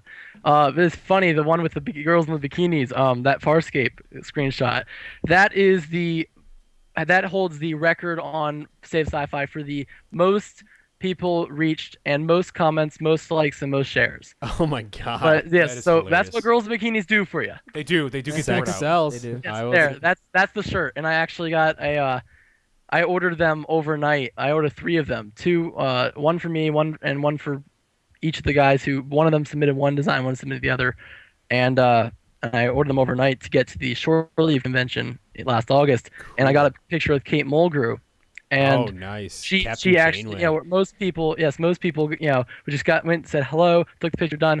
I actually got a few minutes to talk to her because she asked me to explain what my shirt was talking about. That's awesome. That is So, really cool. yes, that was pretty cool. That is very cool. It's very But good to get yes. the word out. The main point is you guys. I'm just saying you guys can get a discount. Except Andrew, for me, Andrew apparently. and David. I like Yeah, that. We greatly I like appreciate that. that. That's fine. Okay. may buy 2 or 3 I then. see where I stand. It's cool. all right, fine, Brett. I picked on you enough. You can have a discount too. Well, since he's crying about it, you might as well. Yeah, you don't want to make little kids cry. You know? No, you do not. Nope. You do not. But all right, man. Well, thank you for coming on. We appreciate it. Thanks for having me, guys. It's been This is an a lot of awesome- fun. An awesome podcast. Yeah. A lot of Hang around for a sci-fi minute while dropped. we check out here. Yeah, maybe I- during the summer months when you're done with school for a while. We could have Maybe you back maybe on. we can do a review of Star Trek Into Darkness and the other sci-fi movies coming out. I'm down with that. Yeah, I would definitely like that. That'd be very, a very great cool. time. After Earth, what is it? After Earth, Elysium. I'm not sure how to pronounce the other one. Elysium and Oblivion. Oblivion as looks well. amazing. Yes. Yeah. It'd be very, very cool. It's a great thing. So, you're gonna hang out after a quick second when we get off air. You want to hang out for All just a quick second, right, Mike? We're just gonna wrap up really quick Yeah. then. Thanks everybody for listening. You can definitely go to geekify.tv.com. That is very loud. Sorry. Remember to check out On It. Get some stuff. Get powerful. Get swell. Get strong. Yeah, it's good. And this is still loud. Why are you not turning it down? There we go. Go to geekify.tv. Buy our stuff. We get money for it. It helps the pay show for our going. hosting, all that kind of good stuff. We appreciate it. That's the end of this very long episode, which is an awesome episode. I am Dave Mankoff. I am Brett Kaminsky. Andrew Nopinski and our guest. Michael Daughtery. Thank you, Michael. All right. Thank you for having me. No problem. Oh, no problem. Bye, Have ladies a and night. gentlemen. Have a good Good night. night.